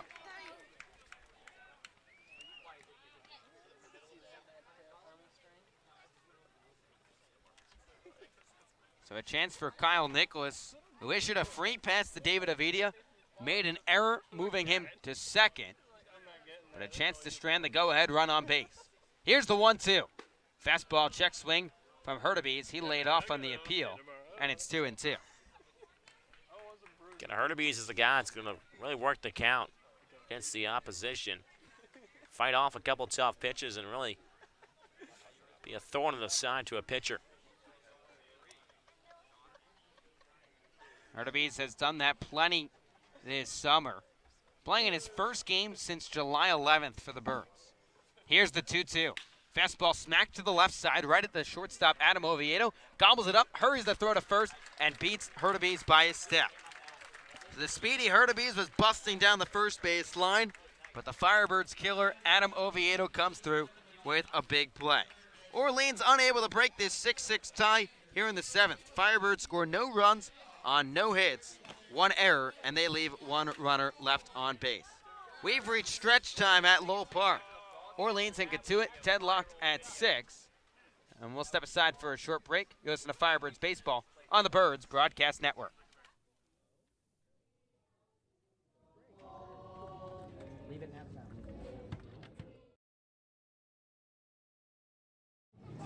We should talk to Sarah on place first, and Connor Peller at the pitch. You're gonna like this stuff when you get there. Hard fastball, sharp curveball. He's pitched 6 2/3 and struck out 14. Has walked 7. When he's on, never done that.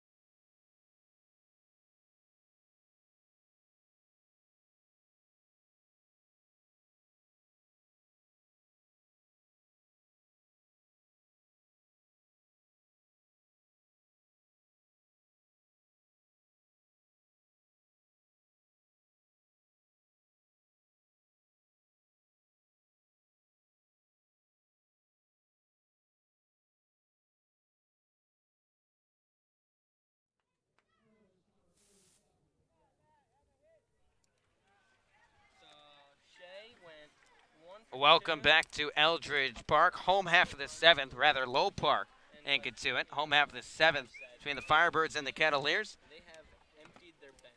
with Orleans and Katuitt tied at 6, and Connor Pellerin will come into pitch for the Orleans Firebirds. First pitch, a fastball at 94, and the gun misses low for ball 1. It'll be 4, 5, and 6 for Katuitt, starting with Matt Mervis, the third baseman out of Duke. 1-0 from Pellerin. Fastball 94, spotted on the outside part of the plate, and it's 1-1. Pellerin this summer has had electric stuff on the bump. Right-hander from Tulane making his 8th appearance. He's set from the first base side. Here's the 1-1. Breaking ball drops in on the hands of Mervis, lays off. It's 2 balls and 1 strike. Pellerin has yet to surrender an earned run this summer across 6 2/3 and has struck out 14 along the way, but has struggled with command at times, walking 7. 2-1 smacked right into the front foot of Mervis, and it's 2-2. Pellerin last pitched 4 days ago against the Harwich Mariners through a scoreless frame and struck out 2 to end that ball game, picking up the save. So you can close the line on a couple Firebirds arms. Isaac Esqueda pitched just 1 batter, induced a flyout. On just 1 pitch, Dawson McCarville an inning and 2/3 of scoreless baseball. Here's the 2-2. Breaking ball cut on and missed, strike 3. That sharp curveball from Connor Pellerin fools Matt Mervis for the first out of the inning. The curveball is working all year long and continues to go to it. And why not? High strikeout guy in Connor Pellerin. That's the curveball working here today, which is a great sign to see if you're a Firebirds fan. When Connor Pellerin is on, he is practically untouchable. Now Robbie Martin, the right fielder from Florida State, will dig in. Martin 0 for 3 today. He's sporting a hat trick right now with 3 Ks. Pellerin set from the first base side of the rubber. Here's the first pitch home. Martin shows bunt, pulls back on a 95-mile-an-hour heater for ball 1. Firebirds and Kettleers squared at 6 here in the last of the 7th at Lowell Park. Pellerin's 1-0. Fastball just misses low and in. Now called a strike late by the home plate umpire Mark Furtado, and it's 1-1. This potentially might be the last complete inning at Lowell Park. 15 minutes shy of 8. 1-1 slapped down the left side and out of play, and it's 1-2. Pellerin commanding the strike zone has really filled it up so far. He's now got 15 Ks in 7 innings so far. Struggled this past season at Tulane with command. Walked 31 and 26 2/3, but did strike out 38. Here's the 1-2. Breaking ball just shot back over the mound. Shortstop Murray charging into his left, throwing the run in time, and the Firebirds defense able to pick up out number 2. Yeah, the Firebirds defense has come to aid to the Firebirds pitch in the last 3 or 4 games or so, and Murray just another example of that. Just a makes it look routine out there. Played that ball chopper back over the mound and has to charge in, throw on the run, and Murray does it all in one motion and retires a decent runner in Robbie Martin. So that will bring up Casey Schmidt, the DH tonight out of San Diego State. Righty on righty matchup with 2 down. The first pitch. Breaking ball tails outside for ball 1. Orleans and Katuitt squared at 6 with 2 away in the bottom half of the 7th. Schmidt 0 for 2 tonight. Drew a walk in the 4th and came around to score. 1-0, 93-mile-an-hour fastball misses off the dish. It's 2 balls and no strikes. Schmidt riding an 8-game hit streak. That's in jeopardy right here. West Division All-Star for the Katuitt Cavaliers. Here's the 2-0. Fastball popped down the right side out of play, and it's 2-1. Heater on the inner half. That was just overpowering for Schmidt to hit. A little less than 15 minutes before 8 o'clock, which is probably about the latest we'll play here at Lowell Park. Never know what might happen in those situations when you run into, will we be able to finish both top and bottom? 2-1, heater pulled outside. It's 3 balls and 1 strike.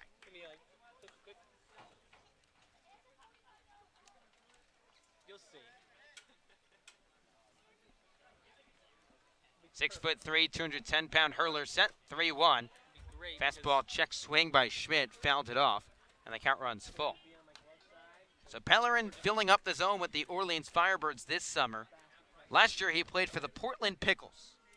Yes, the Portland Pickles out in the West California League. 5-1 record in 35 and a third innings and struck out 50 batters. Here's the payoff pitch. Fastball hit hard to the left side. Gloved by the shortstop Murray. Comes around the ball. Fires onto first base. And the side is retired. A 1-2-3 inning for Connor Pellerin here in the 7th. And now the umpires will get together. And it looks like that's going to do it here at Lowell Park. So they'll call the ball game in Katuitt. And the Firebirds trailed 6-1 in this contest.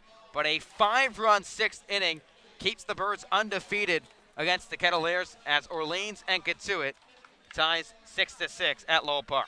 Well, the Firebirds come back, roaring back, as they're trailing 6-1 at the end of 4. Right into 5 actually as well. And then come back with 5 runs in the 6th, and that makes a difference in the long haul. Ends up in being a tie. And, you know, Ken Nicholson always stresses that it's never a bad day when you secure a point, especially on the road and on the West Division as well. As the Firebirds will finally head into the off day tomorrow. And it's on a high note as well. Again, couldn't take 2 points, but anytime you get a point, it's always a good thing. So the Firebirds move to now 14-11-3. 2 of their 3 ties coming against the Kets. The other one coming against Wareham. Orleans now with 31 points on the season. YD with 32, just a point ahead. As our salary reporter Scotty Gange is tracking down the Bird baller of the game. Out on the first base side. We'll take a look at this. Look around the Cape. YD defeats Falmouth 7-0 at Red Wilson Field. A game that took 2 hours and 13 minutes. Bourne defeats Harwich 2-1 in a game that also took 2 hours and 8 minutes. As Scotty Gange has pulled aside Tanner Murray. So, Scotty, we're going to send it over to you. Thomas, thank you, man. You would think a guy that wouldn't be starting in the game, down 5 runs, would lose focus. But Tanner Murray, you did not. Down 2 runs at the time when you came up, your first time out there, you hit a 2-run double to tie the game. How do you stay focused throughout that entire game? I got to think, coaches and players, they're always in there. We always keep talking. We're talking baseball the whole time. So, I mean, and with the game going pretty slow, I mean, it could get out of hand and kind of lackadaisical, I guess. But, I mean, that inning, everybody's kind of in it when we're scoring runs. So my time came up, so I just went to do my thing. So here's the thing. You guys are down 6-1, down 5 runs. You played 17 baseball games in a row.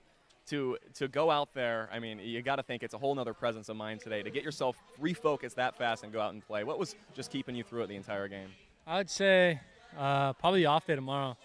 Yeah, probably that's what's making us push these last couple games. You know, had a good game the other day, and then this one, getting behind and then just battling through it and just knowing tomorrow is a good day for us, and we want to end it on a high note, and we got it as highest note possible. So. What does that tell you about these guys? Down 5 runs, 17 straight days of baseball. You could have easily just folded over, called it a day, and gotten ready for tomorrow. But you guys didn't. You bounced back. You battled back, tied the game, and got a point. How important is that? And what does it tell you about the team? I mean, we're all just hard workers. This has been a pretty up and down, I guess, pretty long stretch with the big win streak and a couple little skid right there. So, I mean, we're just playing. I mean, we're having fun. Skip's doing a great job keeping us in it, and all the players are our best buds out here. So, you ready for tomorrow? Oh, yeah, it's going to be good. Parents came, so hang out with them. Hey, go hang out with your parents. Yeah. Thanks so much. Birds baller of the game, Tanner Murray. Fantastic job today. Guys, we'll send it back to you. And thank you, Scott. Again, that was Scotty Gange alongside Tanner Murray. Tanner Murray coming off the bench, pinch hitting, and delivering a 2-run RBI double that would go on to help aid in that 5-run inning for the Firebirds. Again, it results in a tie here at Lowell Park at 6. Just to finish up a look around the Cape Hyannis 1-0 lead over the Anglers in the bottom of the 3rd inning at Veterans. And then the Gatemen 8-3 lead over the Whitecaps in the bottom of the 7th inning, of course, here at Lowell Park. 6-6 after 7. Game is called due to darkness here at Lowell Park. So off day tomorrow. Monday they were back at Eldridge Park on Tuesday to face the same Katuitt Kettleers at Eldridge Park. First pitch 7 o'clock. Pre-game show starts around 6:40 on Tuesday. Again, off day tomorrow. Then back on it on Tuesday. Again, that will end. This now ends a 17-game straight day stretch of baseball. So the players will try to enjoy their off day. Not many left here on this Cape League season. As the final tally 6 runs, 9 hits, 1 error for Orleans. 6 runs, 6 hits, and 1 error for Cotuit. Again, just a quick recap. Orleans and Cotuit scored a run apiece in the first inning. 5 runs in the fourth by Cotuit. And then 5 runs in the sixth for Orleans. Results after 7 and a 6-6 tie. So, that'll wrap things up here from Lowell Park. Again, game called after 7 innings due to darkness. Game tied at 6. From our side reporter, Scotty Gaines, our producer, Bryce Johnson, my broadcast partner, Josh White. I'm Thomas Cinderella, saying so long from Lowell Park. We'll see you in Eldridge Park on Tuesday night.